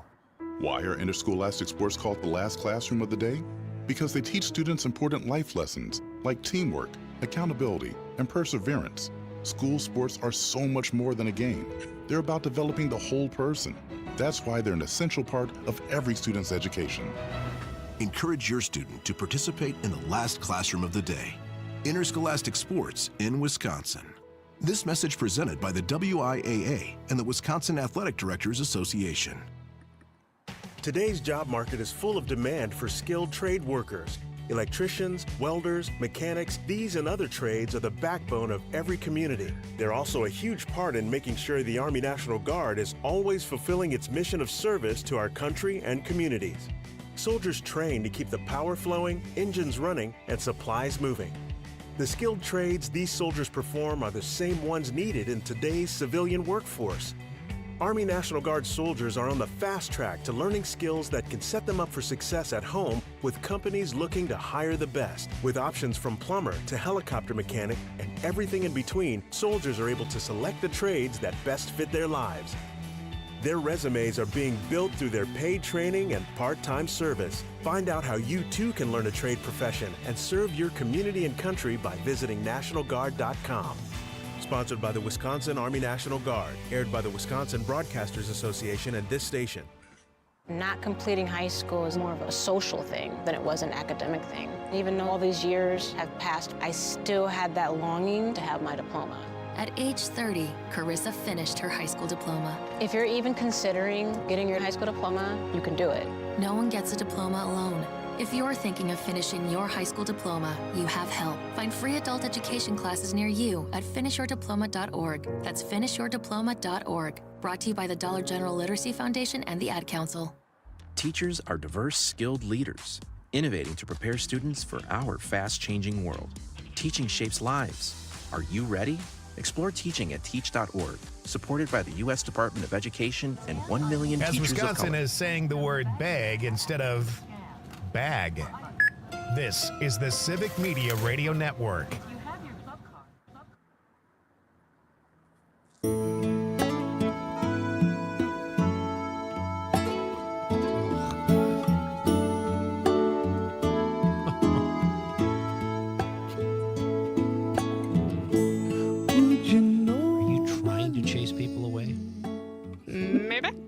That song is just like, whose choice was that? That is Anna Anna's. from Madison, who said, I wouldn't want to hear Tears in Heaven In a by grocery store. Welcome back to Nightlight, folks. I am Pete Schwaba. We've got a couple more minutes here with our current guest, Steve Seagren. Al Pitrelli from the Trans Siberian Orchestra is coming up after the news at the bottom of the hour.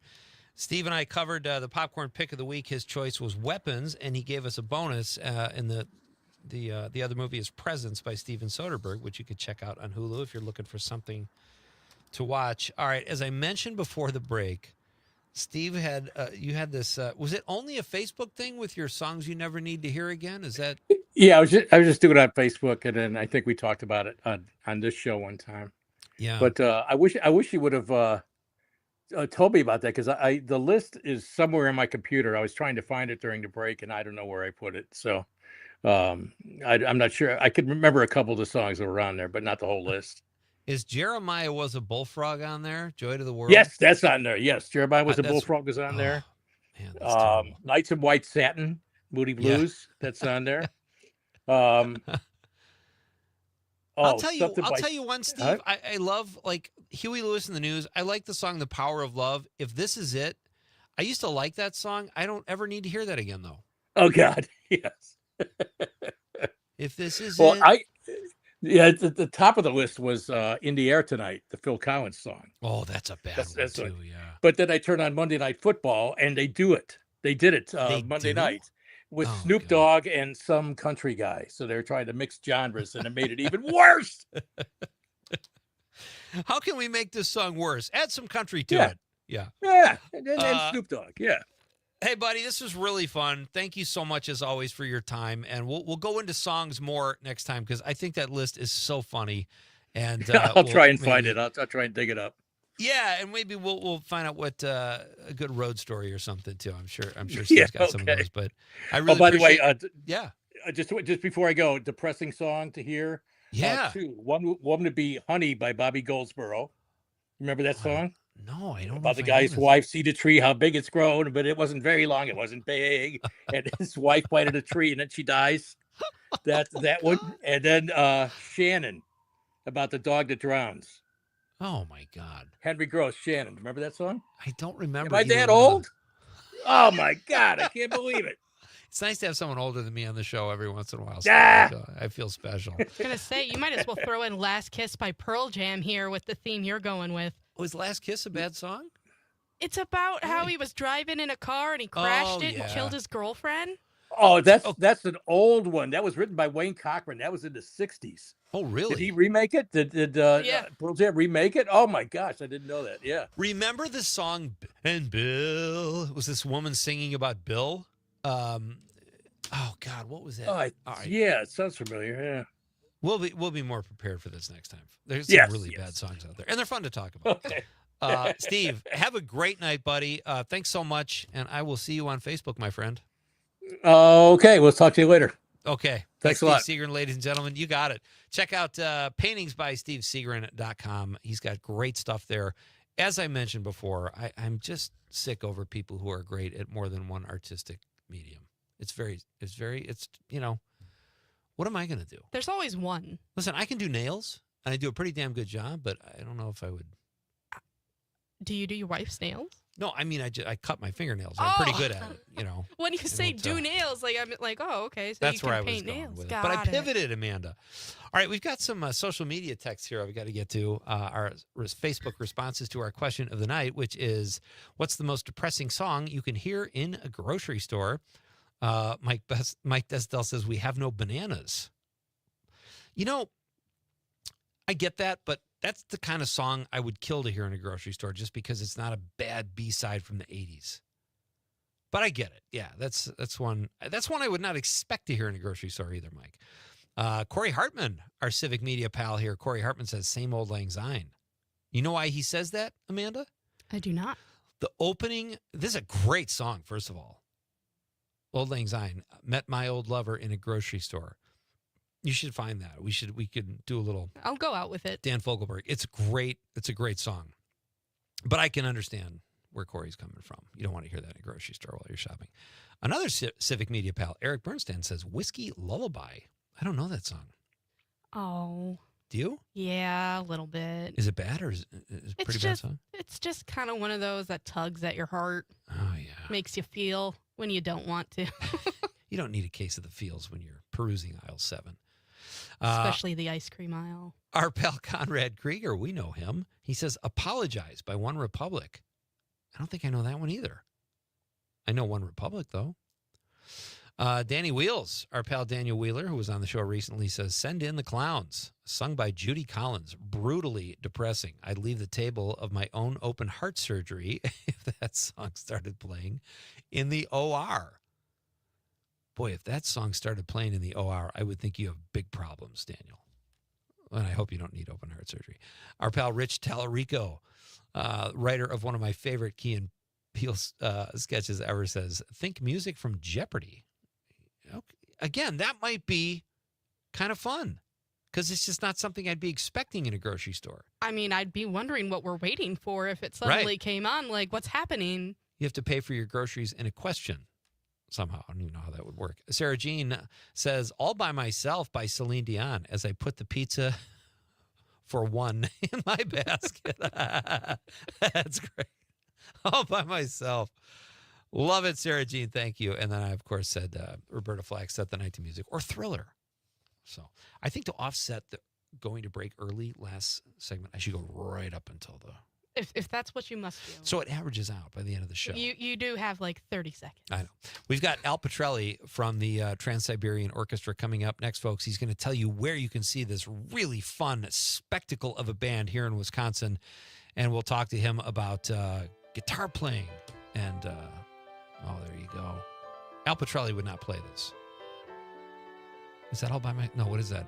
Oh, that's Old Lang Syne, yeah. All right, we're coming back. Pete Schwaba, Nightlight.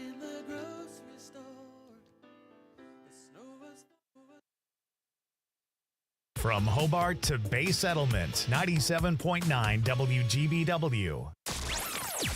Join the family. Civic Media has a number of great jobs across the state open now at civicmedia.us/careers. ABC News, I'm Dave Packer. The FBI releasing photos of a person of interest in connection with the fatal shooting of conservative activist Charlie Kirk at a campus event at Utah Valley University.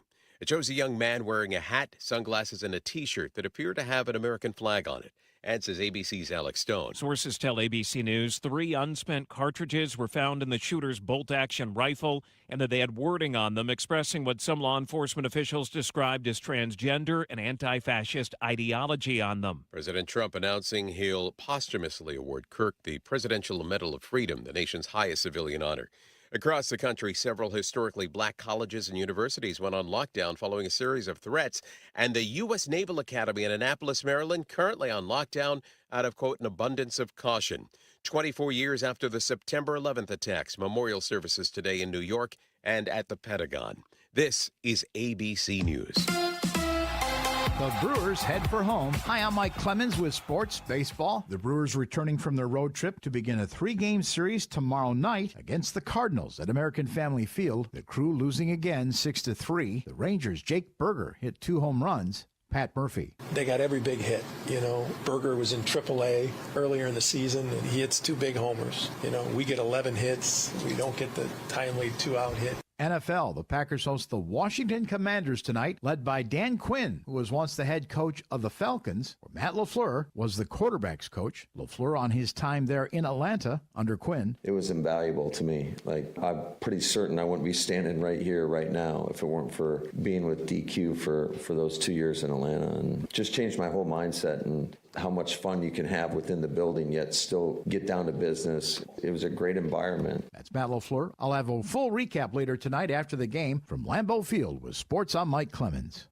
On your entertainment beat, I'm Pete Schwaba. Sometimes we are better off as moviegoers when there are no huge blockbusters being released. True movie fans can take advantage of the variety that becomes available in theaters post-summer, and such is the case this weekend. This week's openers are headlined by Downton Abbey, the grand finale. The Crowley family finds themselves at the center of a public scandal as they move into the 1930s. I never really watched the show, so I don't have much of an opinion, but the film has a built-in fan base and a 91% on Rotten Tomatoes. If you're looking for something that is the exact opposite, check out The Long Walk, a thriller based on Stephen King's first novel. The film tells the story of a group of teenage boys taking part in a contest where they must maintain a certain walking speed or they get shot. Not for those seeking whimsy, but it is pulling a 97% on Rotten Tomatoes. And finally, The Wait Is Over is the sequel to Spinal Tap. Spinal Tap 2 hits the big screen. No reviews are in, but none needed. Let's go to the movies. For more showbiz fun, tune into Nightlight with me, Pete Schwaba, weeknights from 6 to 8 p.m. on the Civic Media Radio Network.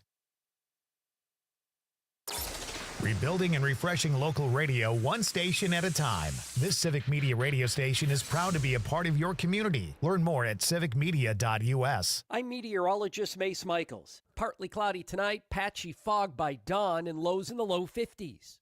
Turning mostly sunny for tomorrow, highs warmer, upper 70s. Slight storm chance Friday night, 80s continue with sunshine this weekend.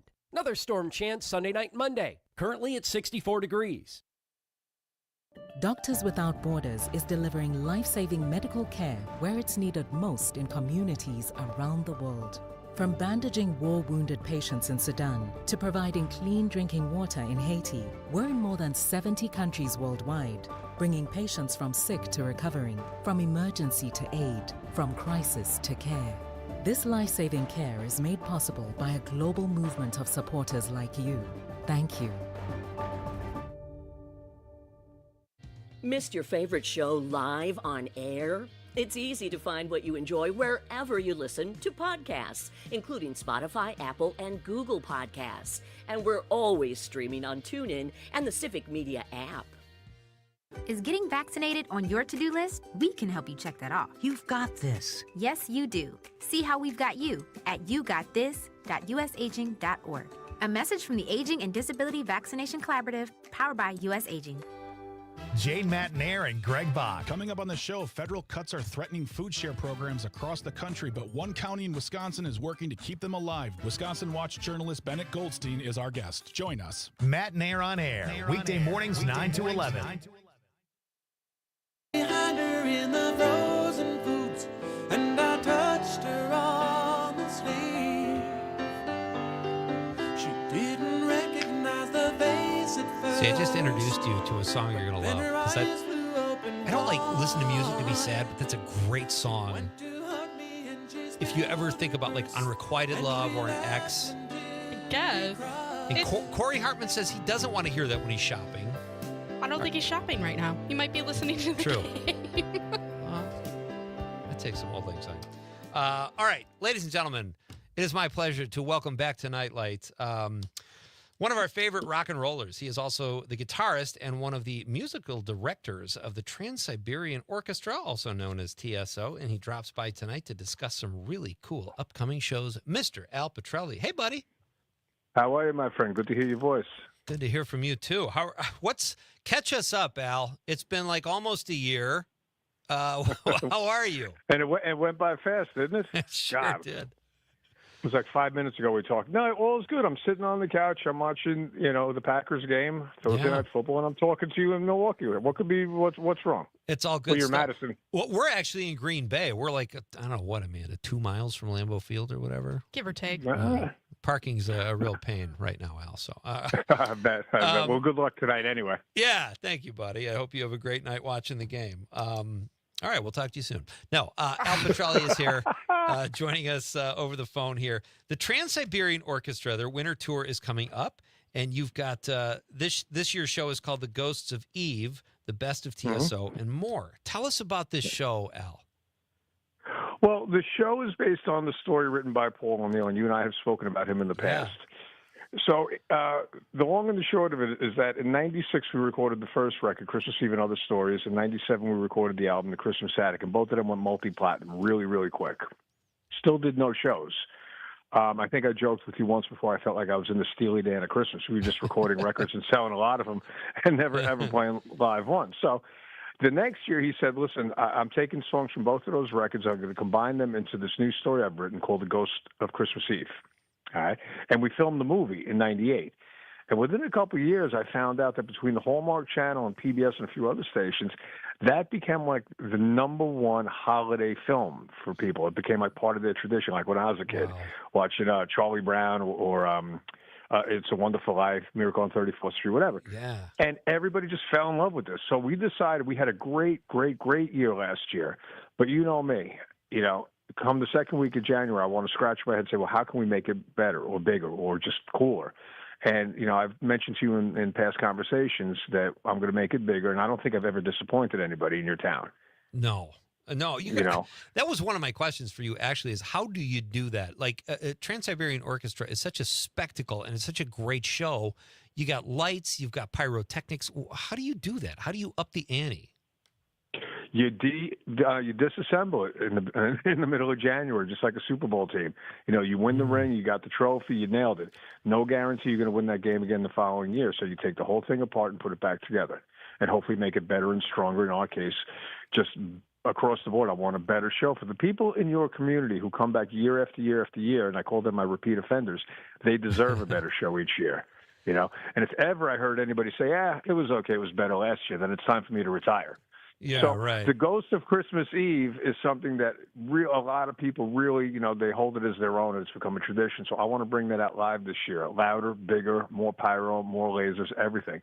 And then the front and back of the show, we're going to have a lot of surprises, a lot of material we've never played before. I want to do something different as often as I can. The Trans Siberian Orchestra will play 2 shows in Wisconsin, Thursday, November 13th, and at the Resch Center in Green Bay, right down the street here. And then Saturday, December 27th at the Pfizer Forum in Milwaukee, it will be the same show. And it's going to be, you guys are doing something different this year, Al. I love this. You guys are pleased to announce that you have a signing line. Tell us about the signing line. Love this.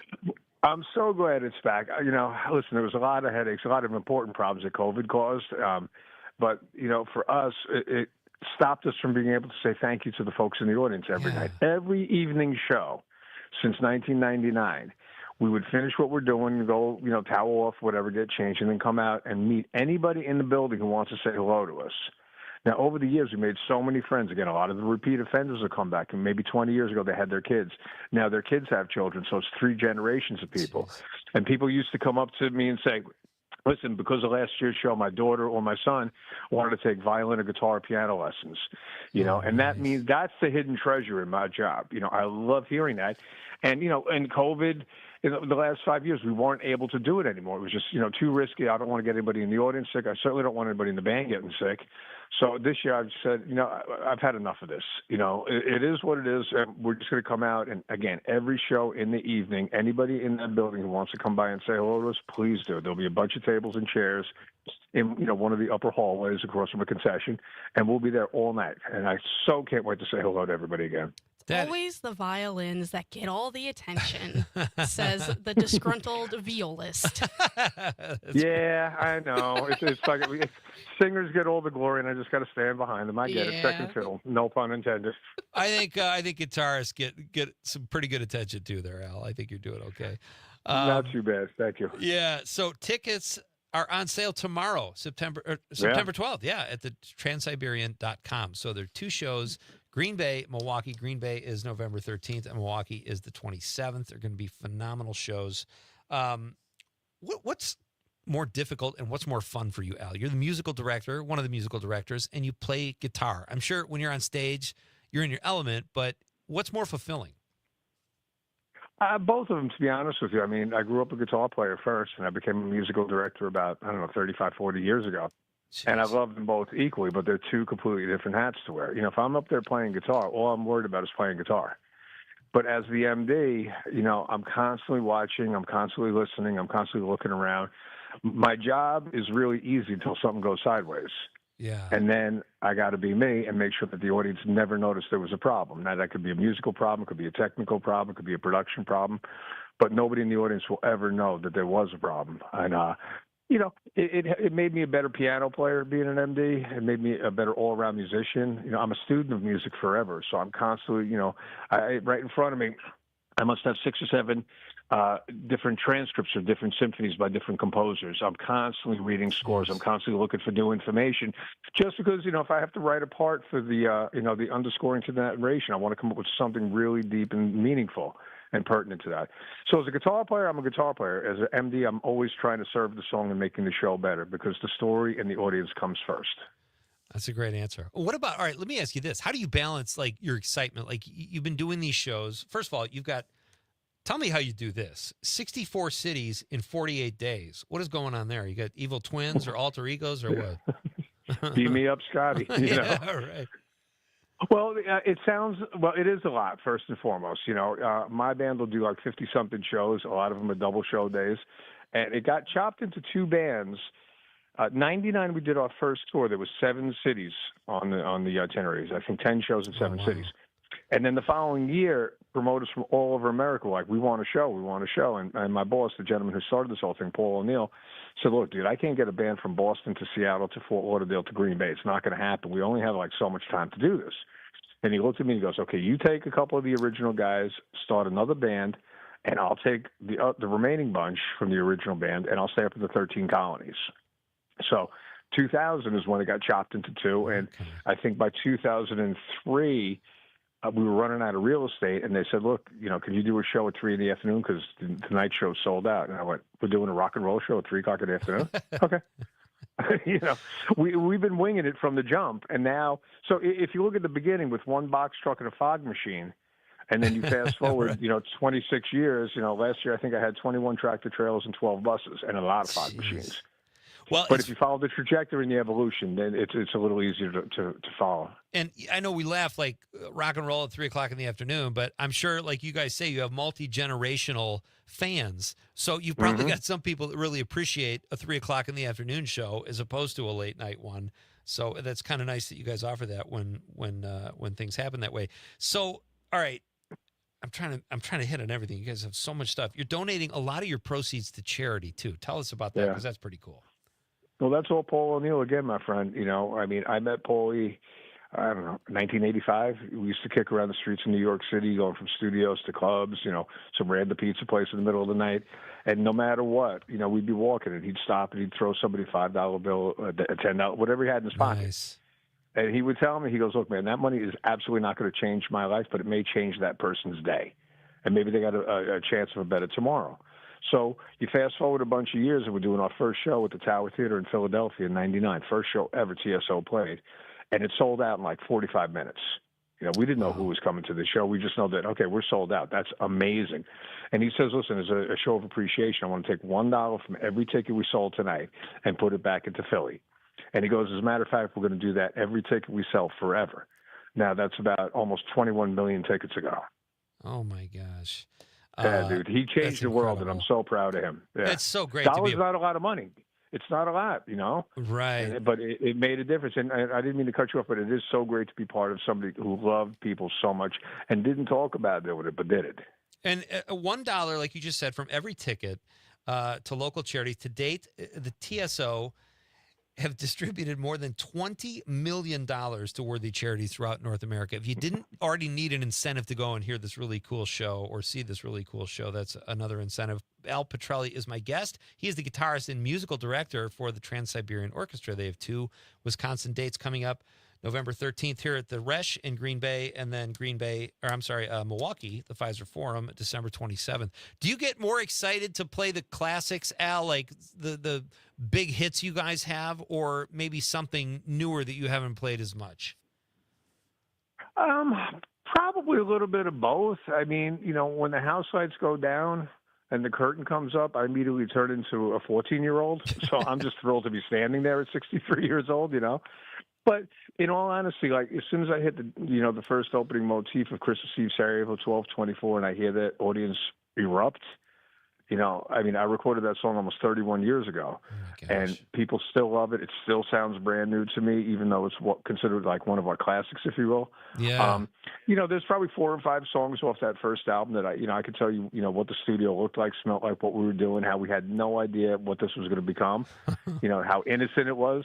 And then there's songs, you know, later in the catalog that are newer that, you know, maybe people in the audience hadn't heard, but I love watching their expressions change and you know, hoping for a good reaction at the end. Yeah. But I'm pretty happy with everything we play. And it's a very dynamic show. So some of the more bombastic stuff is cool, yet some of the more intimate things, like a solo acoustic guitar and vocal piece, and you can hear a pin drop in that arena. You know, so I'm very proud of most of the catalog. I enjoy playing all of it. Very cool. I do have a quick question. How fast Yes, do you ma'am. guys sell out? That I don't know any longer. I knew that when it was brand new and there was only a couple theaters, you know, and if you sold out 3,000 seats, everybody's talking about it. But to be honest with you, I asked that question like the morning of the show. Like I'll get off the bus at 8 a.m. and I'll go to my production manager and say, how are we looking tonight? And he just gives me a big old smile. He's like, Maestro, we're good. I'm like, all right, cool. So I don't really have that answer. I know that we'll they go by percentages, by weekly sales and all that stuff. But we've been doing pretty good for a while now. So if it sells out, fantastic. If it doesn't sell out, well, all right, the people that are there are going to have a great time. I mean, I can say from my point of view, like anytime I've tried to get tickets, they're always sold out. So I think it's pretty fast. Yeah, best not to take any chances. Tickets go on sale tomorrow at trans-siberian.com. Al Pitrelli, always great catching up with you, pal. Have a great tour and a great holiday season, and enjoy the game tonight. All right, listen, it's 7-0 already. This is going great so far. Right. Always a pleasure to talk to you, my friend. You stay well, and have a great holiday, and thanks for the time tonight. I'll see you soon. Anytime. All right, Al Pitrelli, we are coming back to wrap things up next, folks, on Nightlight with Pete Schwaba on the Civic Media Radio Network.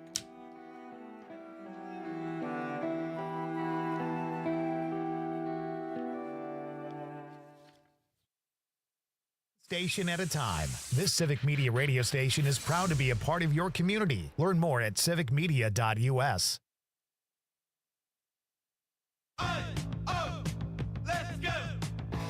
You're still glowing, flirting, grooving. You've still got it. But your immune system weakens as you age, making it harder to fight flu, pneumococcal pneumonia, RSV, and COVID-19. Vaccines are a key part of any health routine and help strengthen your immune response. Ask your doctor or pharmacist which vaccines you need. Schedule in minutes at vaxassist.com. Sponsored by Pfizer. With locations in Appleton and Oshkosh, Insight Eye Care has been serving the Fox Valley since 1972, offering comprehensive eye care services. Their doctors also share a special interest in treating chronic dry eye disease, providing specialty contact lenses, and expert pediatric eye care. Find Insight Eye Care on North Sawyer Street in Oshkosh and Chain Drive in Appleton. Improving lives by improving sight with quality eye care for everyone in your family. Insight Eye Care. Visit wiinsight.com to schedule your eye exam today. Not completing high school is more of a social thing than it was an academic thing. Even though all these years have passed, I still had that longing to have my diploma.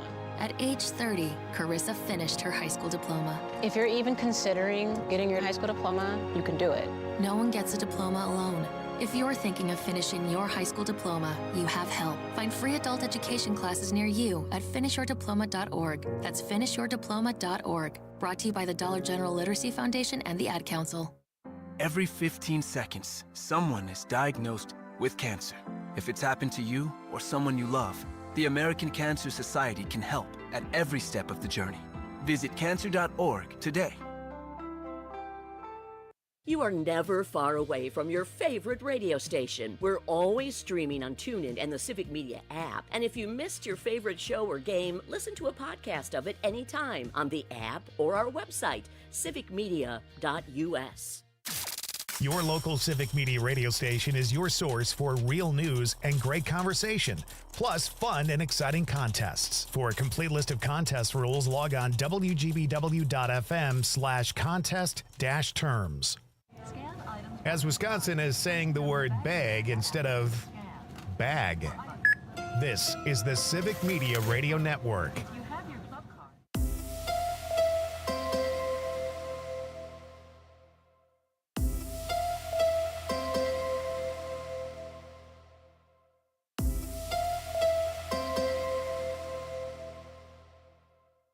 The Elder Care Locator is here to help you live your best life as you age at home. Our call center advisors are ready to connect you with trustworthy local experts. Help is just a phone call away at 1-800-677-1116.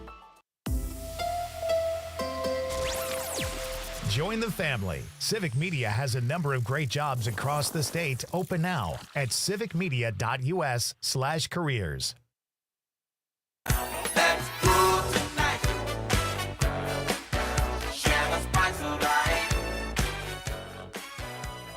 Welcome back. We're in the home stretch here at Nightlight, this Thursday night edition. I'm Pete Schwaba. It is so great to have you with me. I'd like to thank my guest tonight, Al Pitrelli from the Trans Siberian Orchestra. Tickets for their shows in Wisconsin, November 13th and December 27th in Milwaukee. The 13th is here in Green Bay. Go on sale tomorrow at trans-siberian.com. My guests, tomorrow night I will be off, folks, but Idea Fest is going on here at Civic Media, Capital Times Idea Fest. Tim Walls will be a guest. That's tomorrow on the network, so check that out. And if you're in the Green Bay area, we will be airing a Best of Green Bay show with Dan Marcus, Laura McKenna, and Eric Westfall from previous interviews. Always fun stuff, and they are a lot of fun to talk about. From the 608, the answer to our question tonight, what is the most depressing song you can hear in a grocery store? 608 says, for most depressing song discussion, my grandkids sent me one about a guy who goes back to his hometown for the funeral of his cousin he lost touch with, who has burned to death? Maybe called Clarissa. Oh. That sounds like a horrible song to hear anywhere. You got to wonder what genre song it is now. I am really curious. It's got to be country. John Murray from the 608 on the text line says, you're 16, you're beautiful, and you're mine. That is, who is that? Is that, I can't remember who sings that song. He says, can't even hear this one again for like every reason possible. Before I had a daughter and a conscience, it was fine. I was aloof. Bad. Yeah, that's a bad song. All those songs. Johnny Burnett. Yeah, Ringo Starr, actually. You're 16, you're beautiful, and you're mine. Great point, John. And there's Stray Cats, Sexy and 17. I think the Beatles had a song. She was just 17, and you know what I mean? All those songs about men being tempted by younger, forget it, done. It's like you realize now, and I wasn't old enough to even know what they were talking about back then, but like, yeah, it's good riddance. Did you answer this question? You did. I did. Yeah. Okay. Sarah McLachlan. Sarah McLachlan. And you might be the winner. I might have to say it was. Hey, we have a clip here I'd like to get to. This is great. Before you get to the clip. Yes, please. Yes. One more reminder. One more reminder that if you text in the word popcorn. Yes. Text in the word popcorn, you'll win tickets to the 2025 Dialogues Documentary Festival in Milwaukee going on September 18th through the 21st. It's a great event. Over 4 days, they're going to Milwaukee Film, present 30-plus films in the Oriental and Downer theaters, and it's pretty awesome. 2 great venues. Just text in the word popcorn, and we've got tickets for you to attend. I think you have your pick, if I'm not mistaken. So check, text in the word popcorn, and these tickets are yours. Just a final reminder here before we get out of here. Thank you to Milwaukee Film. Yeah, Milwaukee Film is awesome. The Milwaukee Film Festival, you ever been there? I have not. Outstanding. One of the best film festivals you'll find. They do great work at Milwaukee Film. I want to play this clip because I thought this was hilarious. Ray Romano talking about his brother, where the title Everybody Loves Raymond comes from. And he's talking about his real life brother compared to his TV brother. Here we go. You know, we wrote the show based on my life, so it was based on my brother in real life, who really was a cop, a New York City cop, but he was like 5'10", and he had this kind of bitterness, but he nothing like Brad brought into it, into the role. So that was a lucky accident. And he had bitterness about you, your success? He coined the phrase, this is what nobody knows, which is what I hate, is that Everybody Loves Raymond. Which you hate that. You hate that wanted. It wasn't a title. title I wanted. It was a quote from my brother, said sarcastically in real life. Yeah, he came over to my house. He saw I won like a Cable Ace Award, which we don't. Yeah. And he said, "Look at it. What's this?" I go, "Yeah, I got it they just gave me an award." And he just goes, "Look at this. Look at our lives." You know, he was a cop, New York City cop. He said, people spit at me, they shoot at me.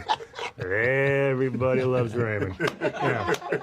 And so that got in the show, and then Phil Rosenthal said, let's use it as a working title, just a working title. And I said, oh, it's going to stick, and sure enough. That's so great. I love it. Were you a fan of that show? I watched it here and there. Same. I wouldn't say I was a fan, but No, I'm the same way. I thought it was fine. And Ray was a great stand-up. Still is. But I thought that story was hilarious. So what do you think? Sydney Sweeney is a boxer. You buying that? No. I do credit her for the soap is ridiculous and whatever. Sometimes she's hard to take seriously, but like she does try to do different roles against type. But the boxer thing I'm struggling with. I don't see that. Is she a boxer in real life or a boxer for a movie? She apparently threw herself into the role. She trained. She's supposed to portray Christy Martin, who was the best female boxer in the 90s and had a whole list of problems outside the ring, so to speak. But she was a great boxer. And I think this is like a passion project for Sydney Sweeney. And that was in the Hollywood Beats. Those will come out tomorrow. So you can check out the trailer. But I don't know. That doesn't really do much for me. I don't know. I feel like she's one of those who like becomes the role. Yeah. She tries. Listen, I'm not saying she's a bad actress. She does have, like, she was great in White Lotus season 1 because she has that kind of sassy, suburban, spoiled rich girl look to her. And she was very funny. Other roles, it's kind of a stretch. I feel like it's going to be interesting to see if she can pull it off, though. Yeah, totally. I mean, it could be one of those things where she does it and it's great. Right. Or it's horrendous and it's going to haunt her. It'll haunt the viewers. Although, probably, haunt the viewers. I was going to say, if Bathwater didn't do it, I suppose a bad movie isn't. Exactly. Folks, I will be back live on Monday. Eric Westfall, WGBW afternoon host, will be with me in studio talking about a really funny play he is a part of. It's a play, one of those plays where everything goes wrong. And then Max Blasco will be here in the second hour talking about a mental health film festival that he founded that is just great. We've got Trapper Shep on the show next week, hoping to get actor Mike McGill, who's Appleton, hails from Appleton. He's no longer in Appleton, but great actor. But he will be on the show one way or the other soon. Amanda, thank you so much. This was fun. Oh, yeah. Yeah. I'm Pete Schwaba, folks. Thank you for all your texts. Thank you to Al Pitrelli and Steve Seagren. On behalf of producer Amanda Nimmer, I'm Pete Schwaba saying good night, Wisconsin.